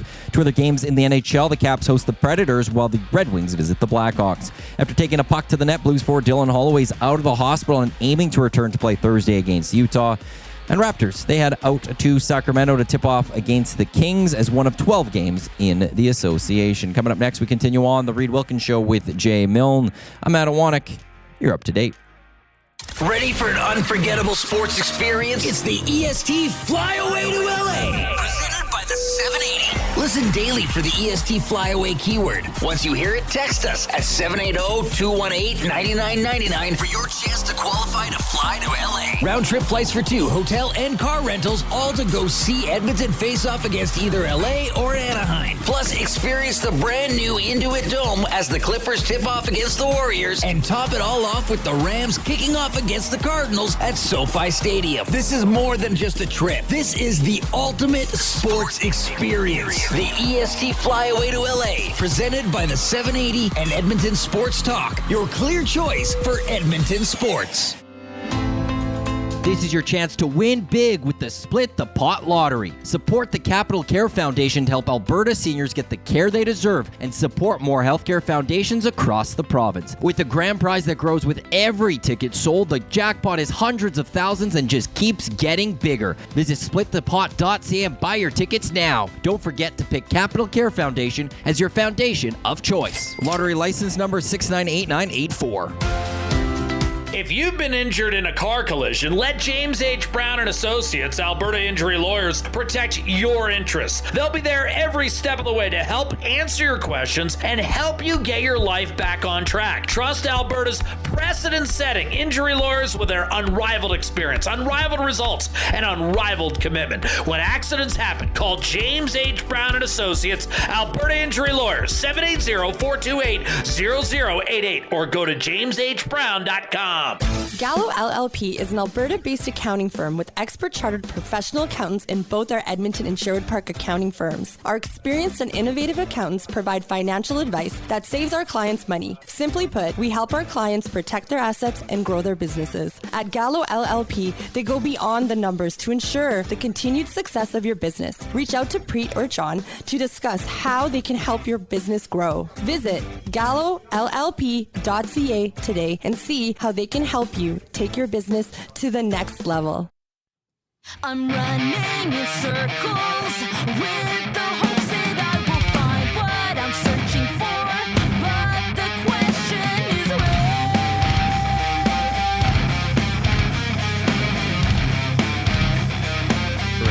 Okay, Erik Sabrowski, Cleveland Guardians pitcher, grew up in Edmonton. He is here. He's going to join us in about 12 to 15 minutes, so that'll be awesome getting stories from him. We do not have a winner in the Hudson's Canada's Pub Mystery Athlete of the Game. The clues are Montreal, Toronto, Los Angeles, and Pittsburgh. I know there are a lot of possibilities, but I said I got to start making this a little more difficult. Do we have more limerick? We have a very good limerick that came in from Library Pat. There once was a guy at Ched whose bosses made him see red. He longed to be free, to join EST, and put on a pelican head. I think I'm going to show the pelican head video at the career day tomorrow at Holy Trinity. One day, kids, you can do this. You can do this. You can wear a mascot costume as you get a new job. All right. McDavid's back tonight. Here's our EST Flyaway to LA presented by the 780, a homegrown local shop right here in Edmonton. 780, both the shop name and their in-house clothing brand that celebrates all things unique to E-Town. They also work with close to 100 local vendors from the 780 area code. to help promote and get their brands off the ground. Check them out online, 780.com, word 7, numbers 80, or any of their 5 locations at Southgate, Londonderry, Kingsway, St. Albert, and the Outlet Mall by the airport. So we're qualifying people until November 28th. We give away the trip on November 29th on the Nielsen Show. The trip is December 26th to the 30th. Flight for 2 to Los Angeles with hotel and rental car. Tickets to NBA, Clippers, Warriors, NFL, Rams, Cardinals, and an NHL game featuring Edmonton as well. The keyword is nurse. So text in the keyword to 780-218-9999. The keyword is nurse. And no confusion because the mystery athlete is not nurse. Darnell, Kia, Richard, none of them. Sarah. Dude, right. You're not supposed to give away any of the clues. Well, I think people were not guessing that anyway. All right. Nobody's in the ballpark, so to speak. What does that mean? This one is because I gave such general things, but I think after the next clue, I think somebody will get it, and then I have a bonus 6th clue that really gives it away. If nobody gets that, do you think that'll give it away for sure? We're at 4 out of. The bonus clue. I think that should be your goal: is to get to the bonus, the giveaway clue every day, and then it's just a matter of how quickly people can type in or not. By the way, portions of this hour are presented by Alberta Tutoring. Locally owned and operated, Alberta Tutoring offers certified Alberta teachers who know the curriculum and what their students need to learn. Specializing in high school math, physics, and science, their skilled tutors can meet with students virtually while offering flexible scheduling. And right now, take advantage of their limited time offer. Enter promo code EST and get 40% off your first session. Visit albertatutoring.ca today. Book your local experienced tutor. If you are in the nasty chat, we appreciate you. Get that thumbs up going. We are at 81. Remember, we have an abbreviated show today. We're done at 5:30 to hand it over to the Oil Stream pregame. So do not hesitate to hit that thumbs up. So McDavid's back tonight. Jeff Skinner and Zach Hyman will be on his wings as I will be going to that game. And then tomorrow morning, I'm doing 4 sessions of the career day at Holy Trinity. Rob from the Grove wants me to dress as Smash Smash. Did I not vow immediately that evening to never wear that outfit again? Yes, you were. It was the claustrophobia of it all that was. I remember we had to take you outside at one point and get you some fresh air. Right. Because it was packed in there. Yeah. And it was already warm. And the difficult part was the fuzzy part was right against my nose. Like, it wasn't getting the air into my mouth. It was that my nose was getting pushed back. Mitch Webster is a good guess. Not correct from Coyote. Well, Coyote Steve, don't guess in the nasty chat. You got to text it in. But that's okay. Do we have it? I just want to make sure we do. We got it. There's been so many people texting in nurse that I just want to verify. Okay, I won't say it yet. That I think that's it. Oh, you making sure no one else got it? Yes, Matt Hyman, you have Matt Hyman got it? Yeah. All right. The fifth clue was Yankees, and the giveaway clue would have been Canadian catcher, and it is Russell Martin, who is the mystery athlete of the game for Hudson's Canada's Pub. Montreal was the first clue. He was originally drafted by Montreal in the 35th round in 2000. He was born in Toronto and later played for the Blue Jays. Toronto was the second clue. Los Angeles was the third clue. When he got drafted the second time, that's who drafted him, and he played for the Dodgers from 06 to 10 and again in 19. He played Pittsburgh 13-14, played for the Yankees in 11 and 12. So Russell Martin, the mystery athlete of the game. And so Matt Hyman texted us in at 4:25, and then at 4:27, Splitty Rooney got it. Then Liquid Beaver got it at 4:27, so the cat was out of the bag. Yeah. All right. So with the 4 clues, I'm satisfied with that. I just don't know because I think Matt Hyman's a pegger. So We'll figure it out. Next time you're in town. Yeah, we'll figure it out. We'll think of something. Who do we have as the qualifier for the EST Flyway to LA presented by the 780? Brett is on the line. Hello, Brett. It's Reid and Jay. How are you doing? I'm doing good. Can you hear me? Absolutely, we can hear you. How's your day going? It's going good. I'm just on my way home from work. Okay. Did you have a good day at work? Yeah, it was good. It was a busy day. Okay, good stuff. Have you ever been to Los Angeles? I have not. Oh, exciting. Okay. Well, you might get the chance to do if you qualify for the trip. Will you be able to watch the Oilers game tonight? Yes, I will. And how are you feeling? I'm looking forward to it. Glad to have McDavid back. So we're going to performance tonight. So got a good win. Okay. Tomorrow I'm speaking at a career day at Holy Trinity High School. What is something I have to be sure to tell the students? Oh, don't think I heard that first. That's okay. All right. I'll think of something. Hey, thanks for listening. Congratulations on qualifying. The trip is given away on November 29th during the Nielsen Show, so make sure you're tuned in, all right? Will do. All right. So that is Brett qualifies. Good stuff. Just getting off work and heading home. We might have a bit of a controversy here. I think I did miss. Uh-oh. And it kind of is okay. Because everything's going to be okay, everybody. Yeah, Matt's a Winnipegger, so he's not going to be able to get this. But there was somebody that came in at the exact same time as him. I'm just finding the name. Okay, so we're gonna award him. We'll get to that person. I hope Matt Hyman. Yeah, he said. Well, Matt Hyman always one. says, yeah. "Okay, so we got someone else then, who got Russell Martin." Yeah, that's the thing. Okay, but it's fair. And hey, it's $25. You know, it's fun, but you know, it's okay. All right, 780-218-9999. So we got the mystery athlete of the game. We got the keyword for the flyway to L.A. So now people can just text in advice to me speaking at Career Day tomorrow. Matt, what would you want to hear if you were a young Matt Iwanek? And were you still in high school when I started working in Edmonton? What year? Well, you probably didn't see me on City TV. Nobody watched that. I started Ched in 2010. Nope. I was at 1260 already. Oh, you are at 1260? I was 08 grad. From Nate? No, from high school. Oh, which high school was yours again? Austin O'Brien. Go Crusaders. Oh, right. So and that's where also Zip was there. My buddy Zip. And I had him at St. Kevin too prior. And that's where I think if I remember correctly, he taught me at St. Kevin, but he was a teacher at AOB when I was at AOB. Right. But I didn't take drama. And didn't Tom's mom work at AOB? Yes, but I don't think that was with me. We should do 6 degrees of Zip. Yeah, probably a lot. 6 degrees of my buddy Zip. Teachers have that ability, though. Yeah, to be part of people's lives that. Yeah, and they may not even realize. And he's big in the drama and theater community in Edmonton, and we should have him on. He used to DJ at the Black Dog. We should have him on in studio, and we'll just we could try to bring Zip. We'll just do he could just tell stories. Improv. The three of us. We'll say, Zach, give us a subject. He'd be way better than us. Oh, he's a funny man. Big Van Halen fan. Ooh, let's do it. The key to improv? The key to improv is and? Well, no, you never say no. Always saying yes or build on it. Try to take it in that direction. Yes, and. Yes, and.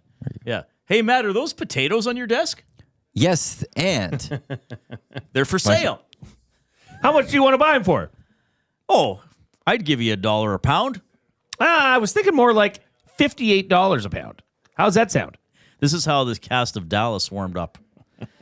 Several people have Speaking of texted warming in. Several people have texted in. Sue Ellen was the name of J.R. Ewing's wife on Dallas.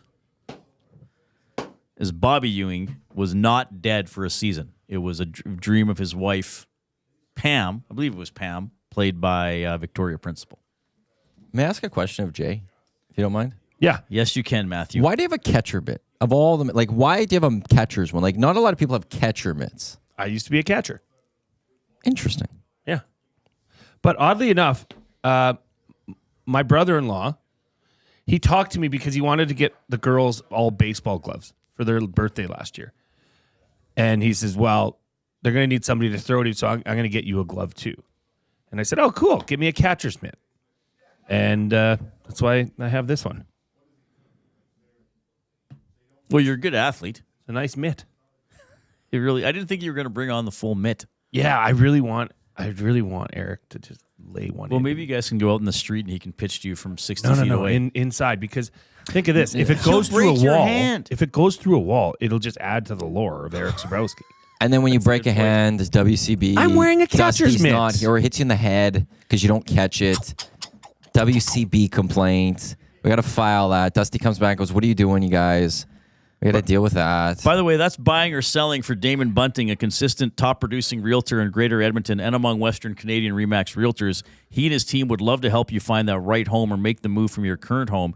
Community-driven, he understands what it takes to make a difference in our city. Check him out, DamonBunting.com or Damon Bunting Real Estate on Instagram. Could Jay successfully catch one at bat with Erik Sabrowski as the pitcher? Yes. Without a passed ball or of something getting by you? 100%. I don't think you could. I don't think you have any concept of how quickly the ball would be on top of you. If we're pitching warm up speed, 100%. If you're talking full speed, I'm still counting on myself. You're catching an at bat, so you're in full catcher's gear. Reid, you don't understand how Jeter's at the plate. Amazing of an athlete I am. Clearly, I don't. Zip is Zip. We have to get Zip on. Schmitty from I'm our selling friend from that you could do that. I'm buying. Schmitty from Strathcona Spirits. I made Zip his own beer. That's on tap at the Black Dog. It's called like the Zippa. The Zippa. Yeah. Amazing. See, people know him. That's what awesome. a legend. Rip City Step, career day advice. A job where you can listen to the Reid Wilkins show should be your priority. Yes, I should say that. Have a job where you can consume our show. That's pretty good. Okay, so you actually think, yes, with no practice, none, you could. So we drove out to RE/MAX Field right now. Got a Riverhawks player to stand at bat. You got the catcher's mitt on. Eric goes to the mound. I need a can. Okay, and you'll get a helmet. Yeah. But you have the full garb. I got my welder's mask. I'm good. It's gonna be. That's right. You get the welders. Let's say this is 6 pitches, 3 balls, ends up being 3 strikes. Yeah. What are we, mid-80s? How many of those 6 balls are you gonna catch? 6. Unless it's a tip ball, like I can't. No, normal at bat. Yeah. Yeah. We're not gonna. We're saying there's 3 missed pitches. Like the guy swings and misses 3 times. You wouldn't even be able to. 6 out of 6. You wouldn't even be able to get into the catcher's crouch comfortably. Yes, I You would. pull your groin crouching. I think you could get 1, but that's because Eric puts it right in your mitt and you don't have to do anything. Okay, you can. Yeah, you were kind of aiming that mitt down though. Like there wasn't room to catch. And it is not broken in this mitt. Fish tank, you are correct. We'll see if he's up for it. We'll see. I don't want to injure him. Also, I don't need He wouldn't do it because he'd be afraid of injuring you. I just know what the gap is between a pro athlete and a regular human. Yeah. And you're one of the better athletes I know in my real life, but you're not a baseball player. What level? What's the highest level of baseball you played? Would have been Pee-wee. Oh boy. Yeah, sell. Sell. C-Max is saying 1 out of 6 that I get. Because Eric puts it right in your glove and you don't have to do anything. He can put some movement on it. You're not catching a single movement ball. You're catching a single. I'm definitely tracking a cutter. No, the only catch the chance you have is a fastball. It's the only ball you have a chance. If he put 6 fastballs on me, I'm catching all 6, and that is not even up for debate. Okay. Penner's Pancakes says, has anyone done a legit wellness check on Dusty? Yes, we have, everybody. We joke about his illness, but we do care about him, and he will be. I know Penner's Pancakes. No one's Pancakes actually is gone joking. and visited him. Well, no, why would you visit Why him? would you want it? He's got a zombie disease. Want what he has. We don't actually know. Stay in your hole. He's all like, maybe he's faking this. Dustin's sick. Dustin wants to be on TV. Nice socks, by the way, Reid. What? Nice socks. You got beer socks on. I do have beer socks on. I have to put another pair of socks on underneath because these shoes are a little bit too big. So I have to put like normal socks and then these socks over top. All right. That was fun. I'm not really sure what we accomplished there. McDavid is back A lot tonight. of support for Glue Guy in this. Getting 100%, you could do it. Grumpy Cat, I do think Milne could catch it, but he would have to call the pitch. Book it. I got you, glue guy. That's from Lingus99.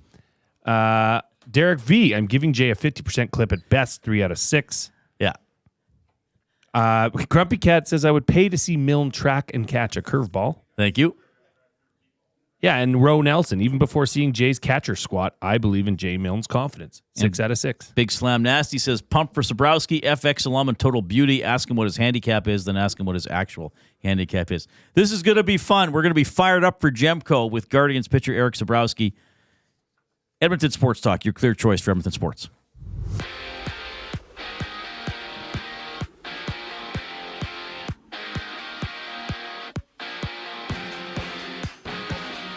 Edmonton Oilers back in action tonight. They host the Golden Knights down at Rogers Place and they'll have Connor McDavid back in the lineup after missing just 3 games. We'll stream pregame show with Tom Gazzola and Hernan Salas. We'll get you set for the game at 5:30 right here on Edmonton Sports Talk. 2 other games in the NHL. The Caps host the Predators and the Red Wings visit the Blackhawks. After taking a puck to the net, Blues forward Dylan Holloway's out of hospital and aiming to play Thursday against Utah. While in the NBA, Toronto Raptors head out to Sacramento, tip-off against the Kings. It's one of 12 games in the NBA. Alphonso Davies and Bayern Munich, they were in action as they took on Benfica in Champions League action. They defeated Benfica 1-0. Some other matchups, Barcelona got past Red Star Belgrade 5-2, while Inter defeated Arsenal 1-0. This Edmonton Sports Talk update, it's brought to you by Paramount Flooring. Proudly family-owned and operated for 33 years, Paramount Flooring is your full-service flooring and tile supplier. Whether you're a homeowner, renovator, or builder, Paramount Flooring provides the flooring to fit your lifestyle and budget. Visit their showroom that's open 7 days a week at 10707 184th Street. Paramount Flooring, flooring for the life you live. Coming up next, Erik Sabrowski joins Reid and Jay on the Reid Wilkins Show. I'm Matt Owanek. You're up to date. Conveniently located 10 minutes west of St. Albert, Wheeler's RV Storage will provide you with safe, secure storage for your RV, boat, or whatever you need to store. Open 7 days a week with gated keypad access and extra large stalls. Now is the time to take advantage of their limited time offer. Buy 6 months and get 1 month free. Now's the time to go to WheelersRVStorage.com. That's Wheeler's RV Storage. Safe, secure storage. Visit them today at WheelersRVStorage.com. 780 is just another lame-ass, low-budget local shop. Homegrown right here in Edmonton. 780 is both the shop name and their in-house clothing brand that celebrates all things unique to E-Town. They also work with close to 1,000 local vendors from the 780 to help promote and get their brands off the ground. Check them out online at 780.com or at any of their 5 locations at Southgate, Londonderry, Kingsway, St. Albert, and the Outlet Mall by the airport. Food Sausages makes their meat with nothing but the best local ingredients. From chicken, beef, and pork, their gluten-free sausages are packed with flavor. Every single bite. Get a 10% discount when mentioning Edmonton Sports Talk in-store or use the code EST when shopping online at foodsausages.ca. Plus, you get free delivery on orders of $100 or more. Find them at 6736 99th Street. Food Sausages. You can't beat our meat. At Mind 360, we invite you to embark on your mental health journey in a safe and comfortable space. Conveniently located in St. Albert, Mind 360 has a diverse team of experienced clinicians that offer a broad range of tailored services for children, adults, and families. Furthermore, we are very proud to serve our military, veterans, and first responders. If you're looking for counseling, treatment, or assessment, understand that you are not alone. Contact Mind 360 at mind360.ca to book an appointment today.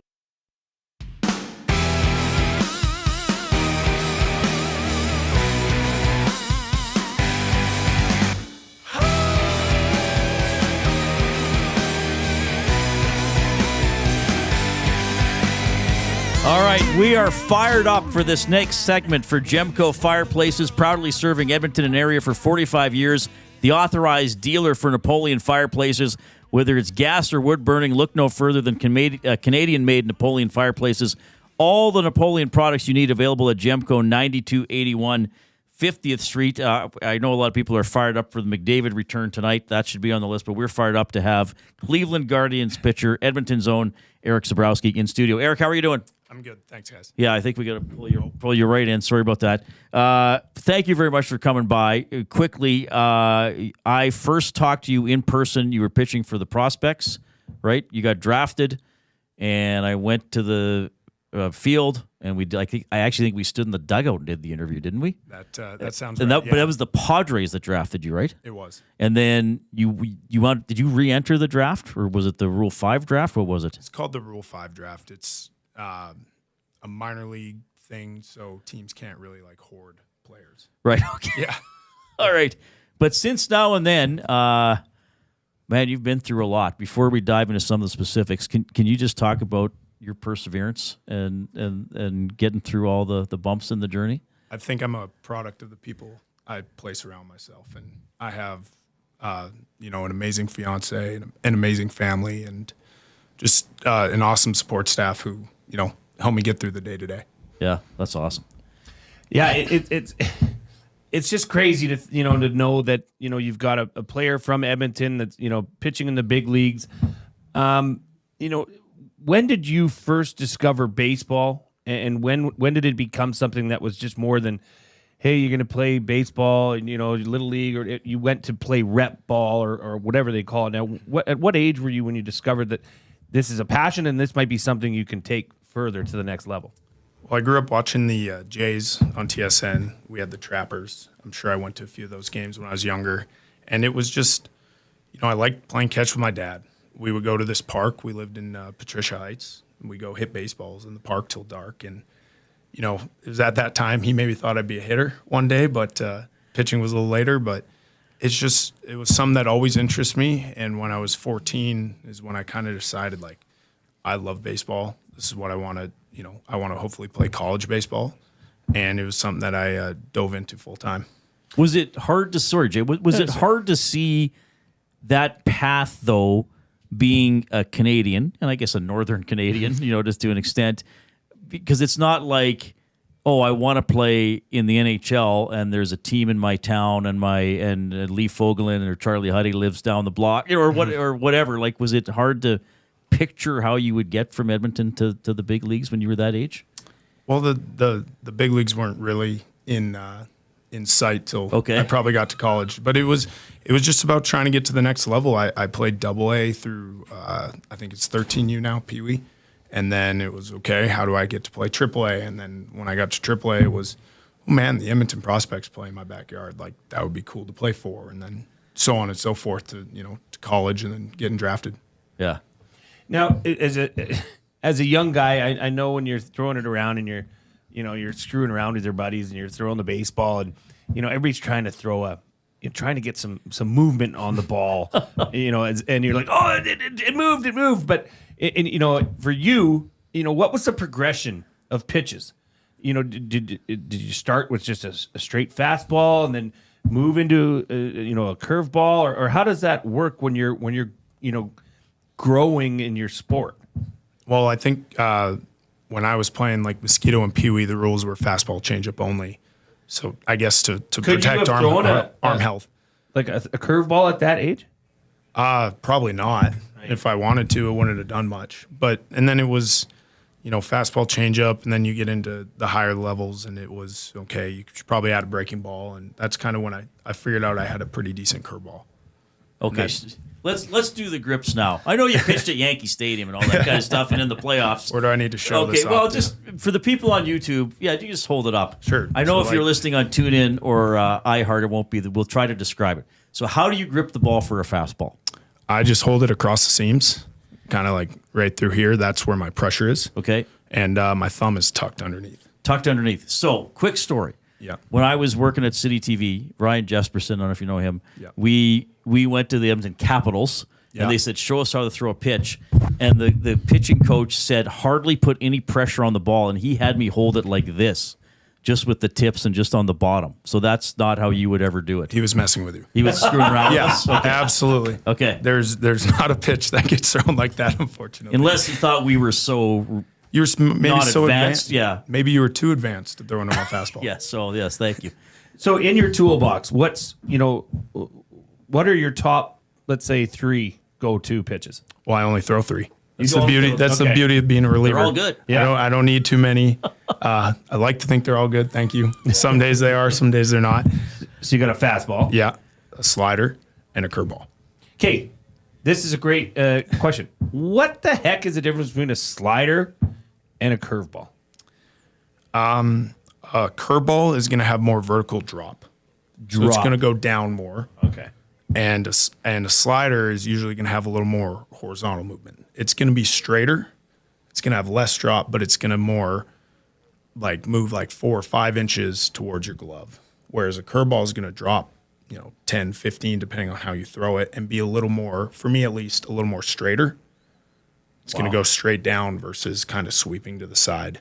Okay, so how different is the grip for those 3 pitches?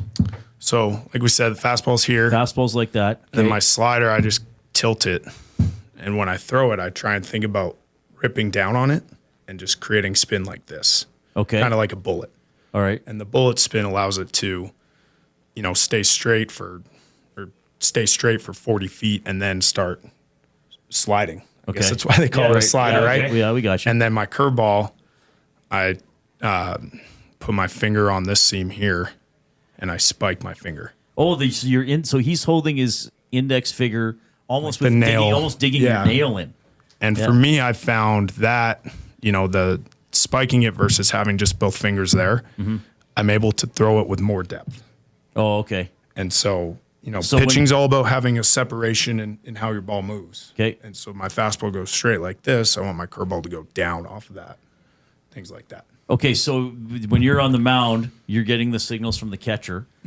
How in tune are you, though, with knowing what your catcher is going to call? I mean, you don't want to be shaking them off all the time, do you? No, I do have a tendency to shake a few too many times. Sometimes I'm pretty stubborn up there. But so we go through a scouting report before we play a team. We talk about all the hitters, their tendencies, what they're good at hitting, what they're bad at hitting. And so I kind of have an idea of what pitch the catcher is going to call. Yeah. That and basing it off of a previous swing.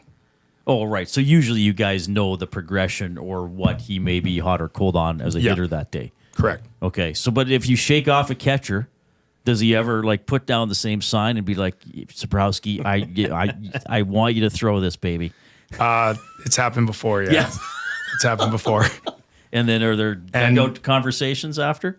Yeah, but that was the best part about being a rookie is I was always learning. Whether I threw well or threw poorly, there was always a conversation to be had. There was always something to learn upon and just no one's got it figured out, especially someone with a month in the big leagues. Right. I got a lot more to learn and that was one of my favorite parts of it, just all the knowledge that there was to be gained. So we've got Erik here. We're going to have him on until, about 5:20 or whatnot. So I want to get into, obviously, talking about the big leagues and all that. But as an Edmontonian, you said you went to the prospects. And what was the next steps that took you? And why did you choose the colleges you chose? And how did that help in getting you to where you are now? So a lot of that, honor goes to, Taylor Burns. He's my trainer. He was my Prospects Baseball Academy coach, now defunct Prospects Academy.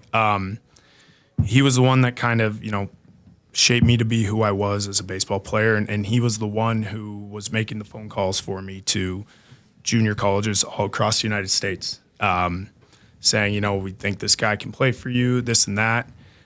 With that academy I talked about, we would do a trip down to Kansas in the fall.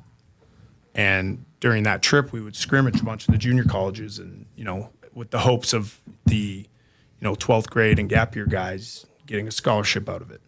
And I just happened to play really well against a school. And there happened to be another school in attendance actually watching that. And that's how I ended up at Cisco College in Texas. One of their coaches had driven up and was just watching baseball and actually offered a scholarship to me and 2 other players on that team. Wow. Yeah. Oh, and did they go too? Yeah. The 3 of us went down together. So how many years were you at Cisco College? And when was the point where, because, at that point, did you think, okay, this could become something where I'm getting drafted or, at what point of that and how many years were you at Cisco? I was there for one, and my experience there could not have been further from the one that got me drafted. Oh, wow. It wasn't the place for me. My exit meeting with the coach, actually, he said, and I don't blame him for this, but he said, you can't pitch for us. Wow. And that's when I decided that I probably should transfer. Okay. Yeah. I don't blame him. I went in as a first baseman. I blossomed late as a pitcher. I didn't hit very well. And, I just threw garbage innings. And that guy, has to feed his family. He's got to make a decision for himself. And he didn't think I was going to be the guy for him. So that's when I actually transferred to the school in Kansas, Cloud County Community College. Oh, wow. Okay. And that's where things started taking off for me. Wow. That's amazing, eh? Like the hurdles you got to face along the way. And then you, like a lot of athletes, and especially players who were trying to develop in any sport, COVID, shut down seasons or limited seasons. And then you had Tommy John surgery. I had Tommy John before COVID. You had it before. Yeah. I thought you had it after. Okay, so you had it before. Yeah. All right. So everybody says Tommy John, Tommy John.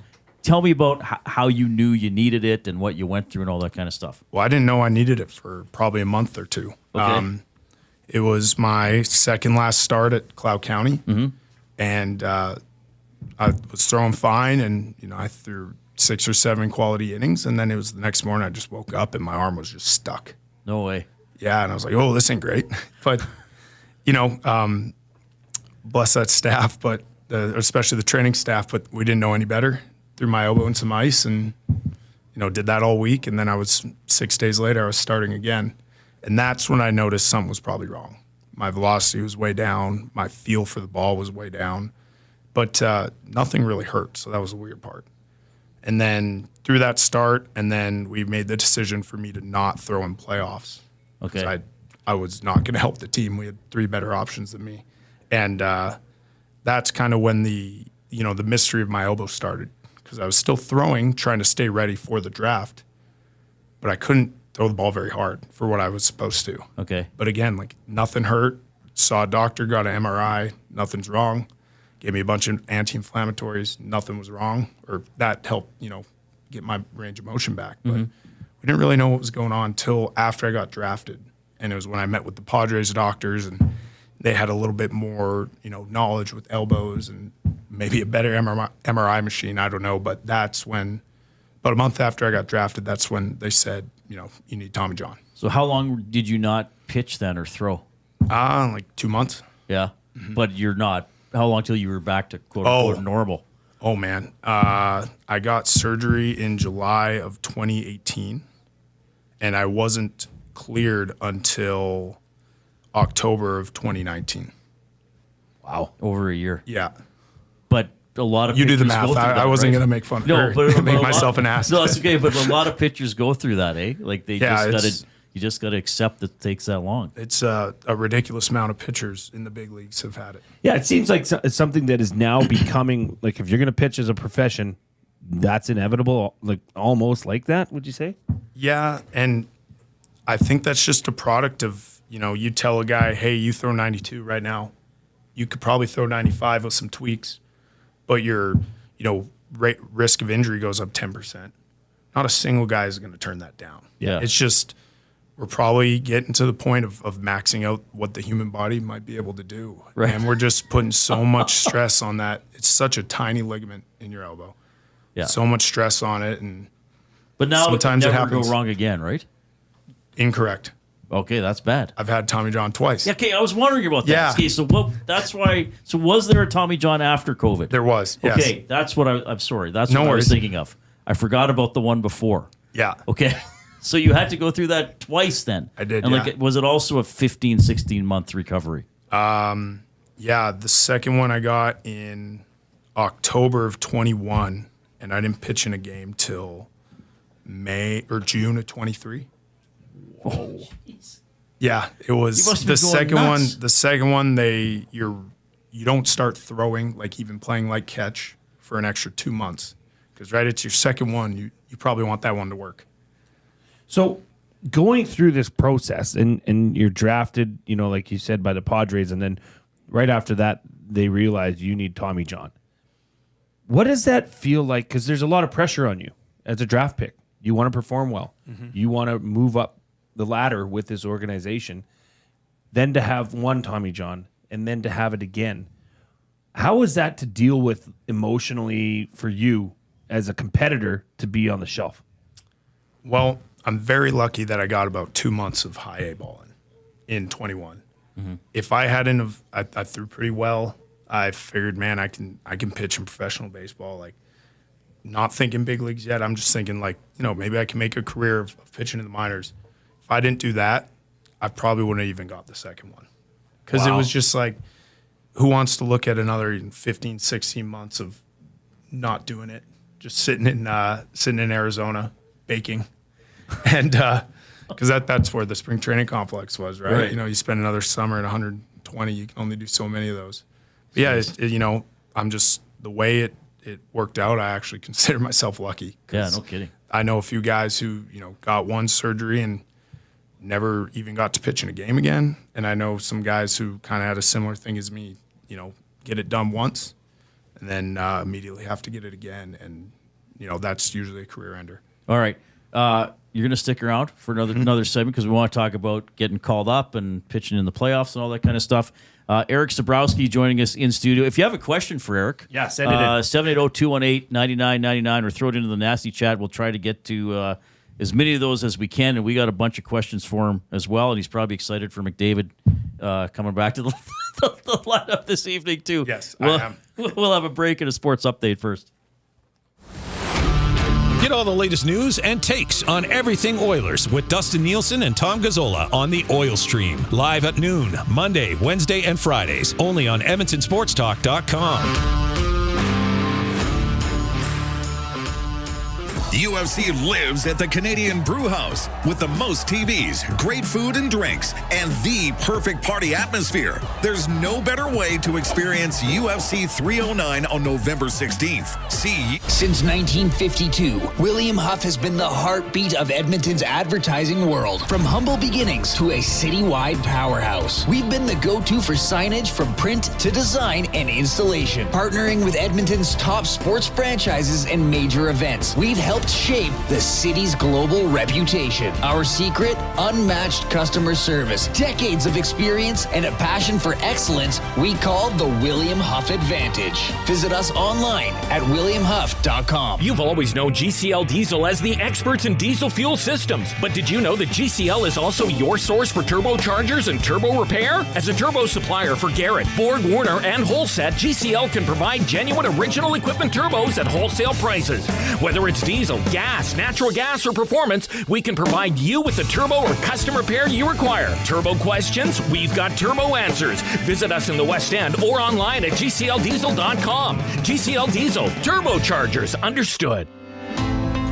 This is your chance to win big with the Split the Pot Lottery. Support the Capital Care Foundation to help Alberta seniors get the care they deserve and support more healthcare foundations across the province. With a grand prize that grows with every ticket sold, the jackpot is hundreds of thousands and just keeps getting bigger. Visit splitthepot.ca and buy your tickets now. Don't forget to pick Capital Care Foundation as your foundation of choice. Lottery license number 698984.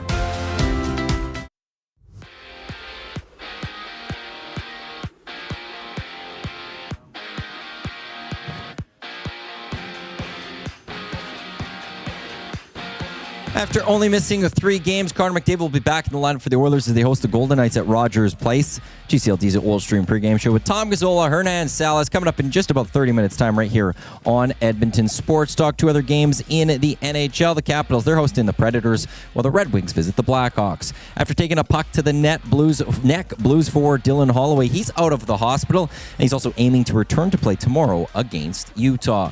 Toronto Raptors, they head out to Sacramento, tip-off against the Kings. It's one of 12 games in the association. This ESD Sports Update, it's brought to you by Wheeler RV and Boat Storage, conveniently located 8 minutes west of St. Albert. Wheeler's RV is your safe and secure place to store your RV, boat, or whatever it is you want to store. Visit them at wheelersrvstorage.com to take advantage of their limited time offer. Buy 6 months and get 1 free. Go to wheelersrvstorage.com today and get your storage needs taken care of. We return to the Reid Wilkins Show with Jay Milne. I'm Adam Wanek. You're up to date.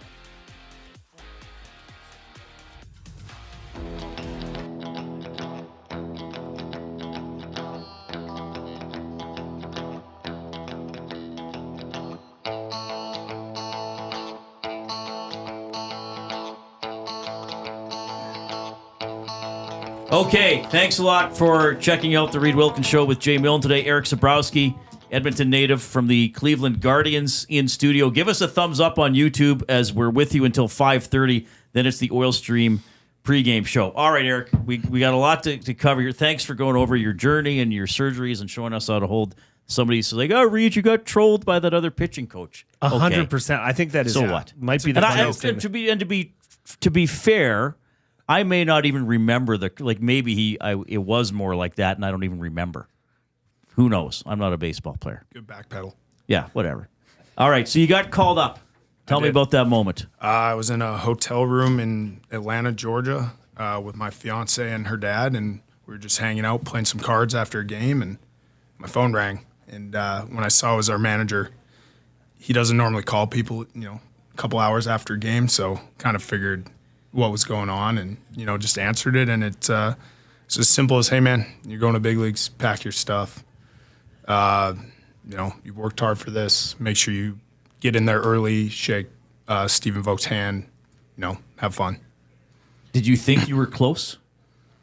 Probably about an hour earlier, I got mad at myself because I thought I was close. And I was like, it's not happening today. Because, you hear all these stories of guys getting called into the manager's office after a game. Mm-hmm. And that's when you find out. And, the team, you celebrate a little bit with the team. And with some of the things that happened in the big leagues, some pitchers who threw extended stuff, I was like, oh, maybe it's my turn. And then was looking for the manager after the game. You want to talk to me? You want to talk to me? He kept walking right by me, and I was like, what are you doing? Like, be where your feet are. Like, don't get out ahead of this. You can focus on this too much and get discouraged. And funny enough, my phone rang like an hour later, and it's just part of an awesome story. Okay, so in KC was the first appearance? Yeah, September but 4th? I was up in the big leagues for 11 days before I threw. Oh, jeez. Just hoping.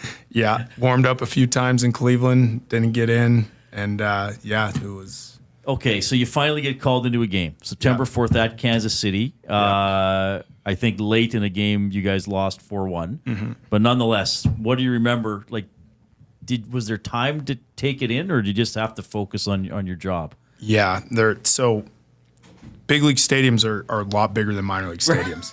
There's, a third deck, 6-7 times the capacity of some places. And I had this plan in my mind, like, keep my brim low, run out there, don't get lost in the lights, don't get lost in, the upper deck. And it's still a baseball game.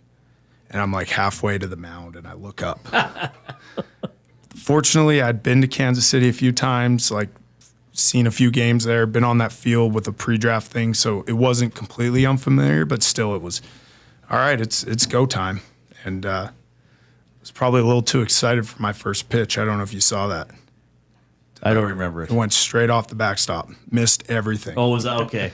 And then you fought back. And I did. But I was, a little excited, got to 3-0, and, fortunately I struck the guy out, but it's a funny first story. Not many people can say they threw their first pitch off the bull and then struck a guy out. And you did not give up an earned earned or otherwise in the regular season, correct? I think so, yeah. Yeah, well, I'm checking your stats right here. And then you only gave up one earned run in the postseason as well. So you got a pretty good record.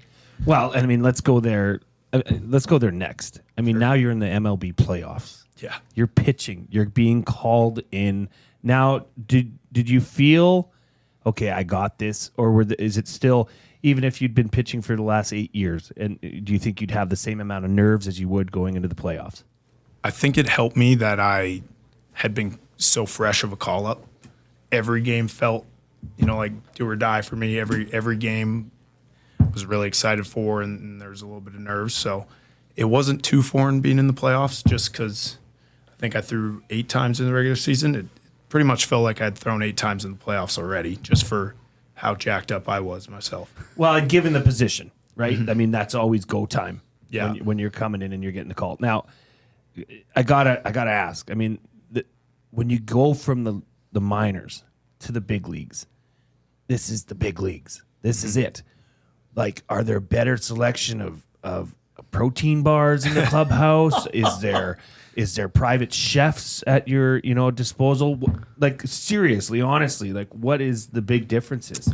At one point, I ate a ribeye 12 days in a row. Yes, that's what I'm here for. Yes, there is never not great food. Like, whether pregame, postgame, in the morning when you show up, when you get on the plane, during the flight, like, there is always food available, and it's usually pretty good. Well, yeah, they got to keep you. They got to keep you going. Amazing. Now, Maddie's filling in for us at producer today. Big Yankees fan. Now, did you ever face any notable Yankees that you could talk about? Yeah, a couple of them. Giancarlo Stanton hit one about 700 feet off me. It was, if you're gonna give up, this is the first run I gave up in the big leagues. Wow. If you're gonna give one up, it's a pretty freaking cool one to give up, man. Yeah. Like in Yankee Stadium, in the playoffs, I wasn't too upset about it. But yeah, struck out Juan Soto, struck out Aaron Judge, got Stanton the second time, struck him out. So he's 1 for 2. We're even. Did you go track down the ball? No, man, it was in space. So Still Yankee hasn't- astronaut got Yeah, it. exactly. Still hasn't hit the ground. Hey? So what's Yankee Stadium? Were you heckled in the pen or like just nonstop? They're probably a little over the line sometimes, especially to the family section. Some of that stuff wasn't awesome, but to the players, it was fair game, and it was so like before the game starts, the bullpen walks across the field to the bullpen, obviously.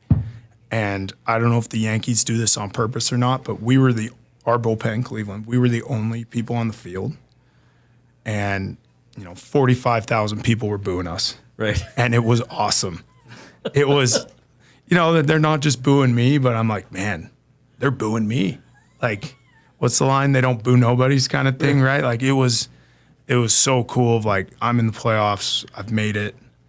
This is like, it won't get any better than this. And then about 10 feet before I got to the bullpen, I made eye contact with a fan sitting in the first row. And he flipped me off for that whole 10 feet, just stared me in the eyes, flipped me off, and all I could do was chuckle. It's hilarious. Like, yeah, what do you do? What do you do? You can't do anything back to the guy. You just laugh. It's like, good for you, man. You really love your Yankees, and your Cowboys and your Lakers and things like that. That's a great story. What a welcome to Yankee Stadium. Just getting flipped off. Yeah. All right. I want to hit on a few other things with you here as well. And thanks so much for coming in, Erik Sabrowski, with us. I always ask this question of Edmonton athletes who get to go play around the world or wherever. What, if anything, do you tell your teammates about Edmonton, or what do they ask you? We have a good hockey team. Yeah. Don't visit in the winter. Right. And it's pretty dark and But pretty there cold. were things like a teammate's asked you, and you're like, come on, man. Like, don't. That's not true. You get in baseball, and there's a lot of guys from down south and stuff, Right. and you pull up a map to show them where Edmonton is. They cannot believe how far north it is. Okay. And I know there's plenty of people north of us, but to a guy, I got a buddy from Decatur, Alabama. He cannot believe where Edmonton is. And the first time I ever showed him, he goes, "People live there?" Like, yeah, man, it's a city of 1 million people. Like, we got it going on up here. They just can't believe it. Well, speaking of being here, and obviously we discussed in the break there, but a big event happening here at the this month is your. Well, why don't you tell everybody and tell us a little bit about the story of how you guys met and just what it's like, being with you for her. I'm getting married the end of November here. Congrats. To my lovely fiance, Renee. She's a superhero. The things you have to go through when you're engaged to a minor league baseball player are incredible. And then, thankfully, Major League Baseball player. She's driven across the United States. She's packed apartments in 2 hours. She's flown here to there on a moment's notice. It's just, I wouldn't be able to do a lot of this stuff without her. And, knowing that she's by my side and in my corner, it makes my life a lot easier. And sometimes at the expense of hers, but I'm very grateful and fortunate to have her. So would any teammates or people from that you've met through the baseball or some teammates from down south, would they be coming to this wedding possibly? I think it's American Thanksgiving. So we got a lot of no's and we got a tight guest list already. Would have loved to have them, but is she also privy to the 12 ribeyes in a row? Once this thing becomes official. They treat the wives and girlfriends incredibly. Really? Like they flew them all out to New York for the series from Cleveland. They have their own suite at Progressive Field. They got all the same thing, all the food you need. I'm sure a lot of all the wine you need, things like that. They just do it right. It's the big leagues. They put on a show. All right, a couple more before we let you go. You were at the Oilers-Flames game in Calgary on Sunday. What did you think? Did you love going into Cowtown? It was fun being behind enemy lines. First period, third period were great. Second period, me and my friends, we kind of changed seats and realized we might have screwed up the mojo. So we switched it back for the third. That place is quiet. It's incredible. Like, I don't know. They got to get loud on the scoreboard every whistle. Right.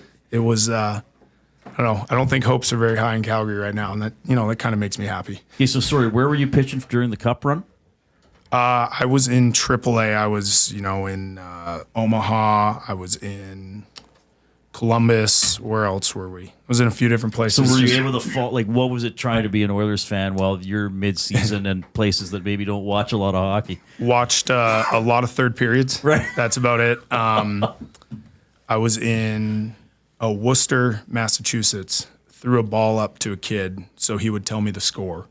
He's a smart kid, right? I'm like, hey, man, can you tell me the score of this hockey game? And he said, I'll do it for a ball. And he said pretty that? Easy. Yeah. He had the gumption to say that? Bullpen kids they're a different animal. They know what they're doing.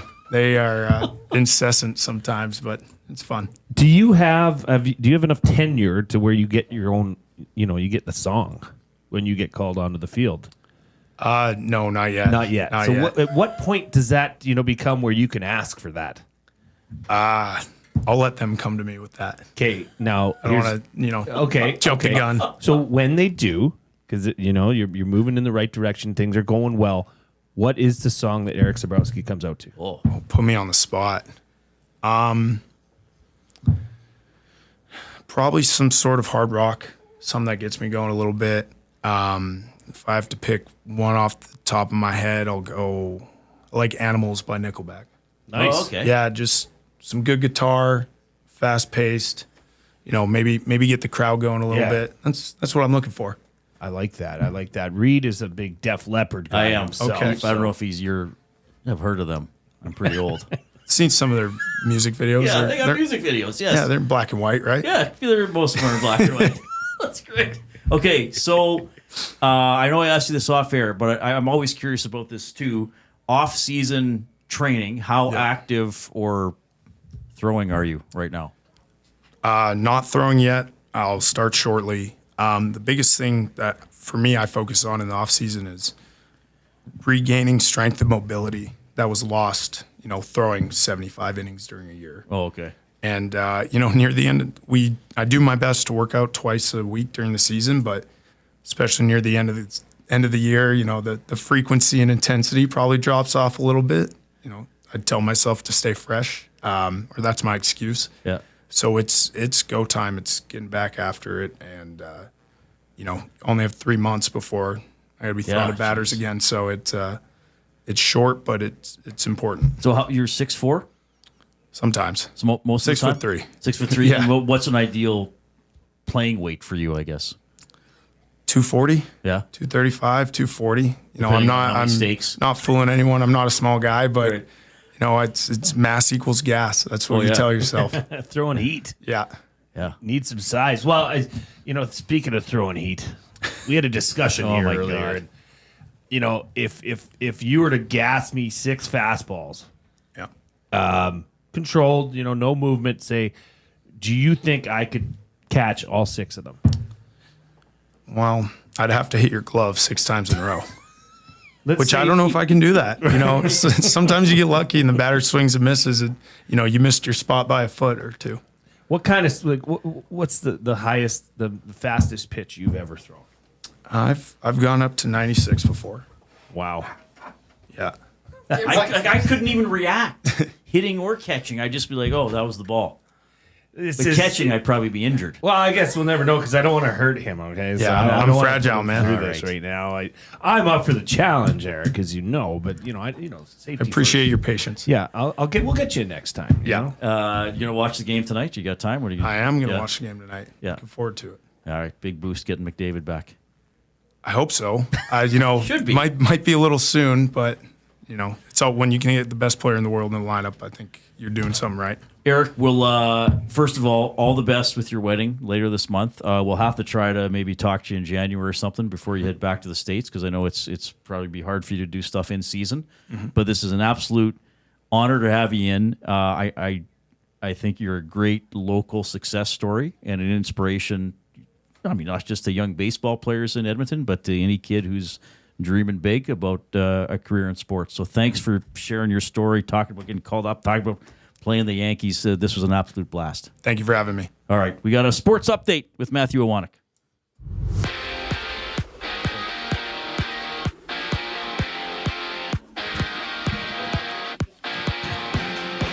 After only missing 3 games, Connor McDavid will return to the lineup for the Edmonton Oilers tonight as they host the Golden Knights at Rogers Place. GCL Diesel Oil Street pregame show with Tom Gazzola, Hernan Salas will get you set for the game in about 10 minutes time right here on Edmonton Sports Talk. 2 other games in the NHL. The Caps host the Predators. That game already underway with the Predators up 1-0. 4 minutes into the first period, and later the Red Wings will visit the Blackhawks. After taking a puck to the net, Blues forward Dylan Holloway is out of hospital and is aiming to play Thursday against Utah. Raptors head out to Sacramento to tip off against the Kings. It's one of 12 games in the association. And Alphonso Davies and Bayern Munich, they were in action today, defeating Benfica 1-0 in Champions League play. Coming up next, it's the final segment of the day for the Reid Wilkins Show with Jay Milne. I'm Matt Iwanek. You're up to date. Ready for an unforgettable sports experience? It's the EST Flyaway to LA. Presented by the 780. Listen daily for the EST Flyaway keyword. Once you hear it, text us at 780-218-9999 for your chance to qualify to fly to LA. Round trip flights for 2, hotel and car rentals, all to go see Edmonton face off against either LA or Anaheim. Plus, experience the brand new Intuit Dome as the Clippers tip off against the Warriors, and top it all off with the Rams kicking off against the Cardinals at SoFi Stadium. This is more than just a trip. This is the ultimate sports experience. The EST Flyaway to LA, presented by the 780 and Edmonton Sports Talk. Your clear choice for Edmonton sports. You want the heavy hitters on your team, both on and off the ice. If you've been injured in a car accident, call the heavy hitters of injury law. James H. Brown and Associates, Alberta Injury Lawyers. With over 200 years of combined injury law experience, their precedent-setting lawyers are ready to help. Locally owned and proud Edmonton Oilers fans, James H. Brown and Associates wants to support you with their unrivaled experience, unrivaled results, and unrivaled commitment. When accidents happen, head to jameshbrown.com. Hey Edmonton, ready to take advantage of lower rates and better pricing? South Fort Chevrolet in Fort Saskatchewan has you covered. From rugged trucks to sleek SUVs. And with over 40 years in business, you can trust that you're getting the best deal on your new ride. As the proud title sponsor of The Nielsen Show, EST listeners can drive a little to save a lot with South Fort Chevrolet's transparent pricing and down-to-earth sales team. Visit us today in Fort Saskatchewan or online at southfortchev.com. Wake up with the... Looking for a winning strategy for your retirement? Contact me, Joaquin Gage at K4 Financial, where expertise meets dedication. I will always look for a careful approach to your retirement, ensuring your financial future is secure. From tailored strategies to clear, actionable advice, I'm here to guide you every step of the way. Don't leave your future to chance. Get in touch with me, Joaquin Gage, today at k4financial.ca or email joaquin.gage@k4financial.ca to start planning for a brighter future and a more secure retirement.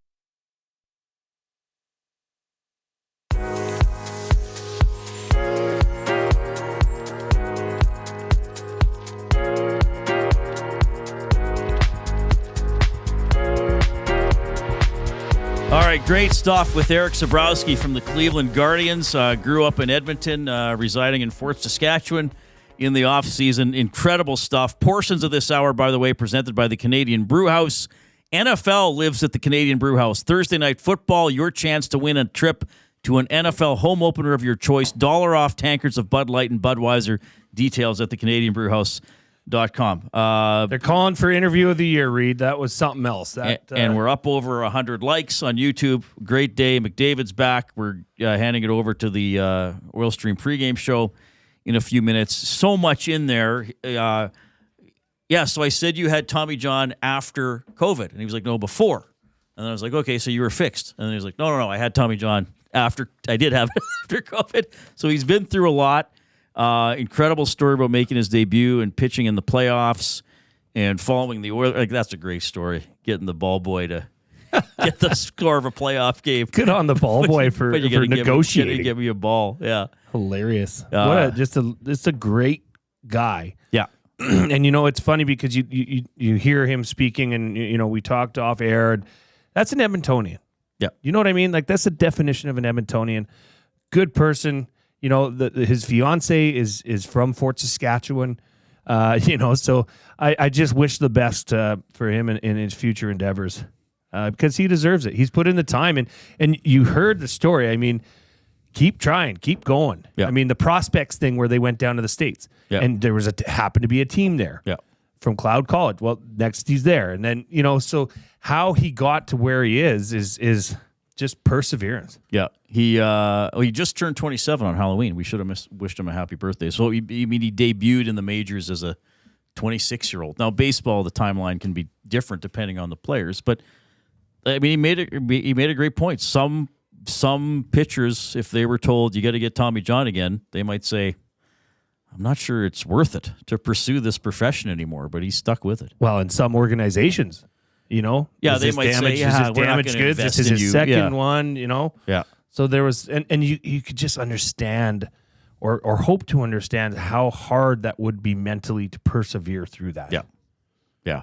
We're really cool to have him join us, especially in studio, and we wish him all the best with the Cleveland Guardians and as he continues through his major league career. But as we were talking first, the big life event of the marriage coming up later this month. That was pretty cool. Okay. I think we got to go, don't we? Make sure I got everything in here. I did. Hernan's getting antsy out there. He wants to hop on and get excited. We got to hand the stream over to Tom and Hernan, and I got a truck over. Well, I don't have a truck. I got a car over. I got to drive over to Rogers Place tomorrow. If maybe I'll see you at Holy Trinity if you're a teacher or a student there. I'm there for career day in the morning, so I'm sure I'll have some stories. What's the bull rider's name again? We got a PBR rider on. Gazdick's on tomorrow. Nick Tetz. Gazdick's on tomorrow. Barnaby Craddock will join us. Matt Dunnigan is on tomorrow as well. So we're going to have a packed show, and of course we'll have an Oilers game to break down. Hopefully a victory as they take on the Vegas Golden Knights in about an hour and 20 minutes at Rogers Place. Thanks to Matthew Iwanek, our COO at EST, for working as our studio producer and sports update deliverer. He's the glue guy. I'm Reid. Have a great night. At Mind360, we invite you to embark on your mental health journey in a safe and comfortable space. Conveniently located in St. Albert, Mind360 has a diverse team of experienced clinicians that offer a broad range of tailored services for children, adults, and families. Furthermore, we are very proud to serve our military, veterans, and first responders. If you're looking for counseling, treatment, or assessment, understand that you are not alone. Contact Mind360 at mind360.ca to book an appointment today. Edmonton Sports Talk delivers a mass audience of key, influential customers to your business, all while you associate your company brand with the biggest names, the hottest sports news, and teams from every league around the globe. Oilers and Elks, NHL, NFL, Major League Baseball, and the Association, Formula One, soccer, golf, oh sweet mama! The excitement is palatable on Edmonton Sports Talk. It's where fans go to get their sports fix and where our partners find the most loyal consumers. Contact us today and see how our team on Edmonton Sports Talk can score the biggest goals for your business. With various advertising options available, email business@edmontonsportstalk.com or head to our website and send a message at edmontonsportstalk.com.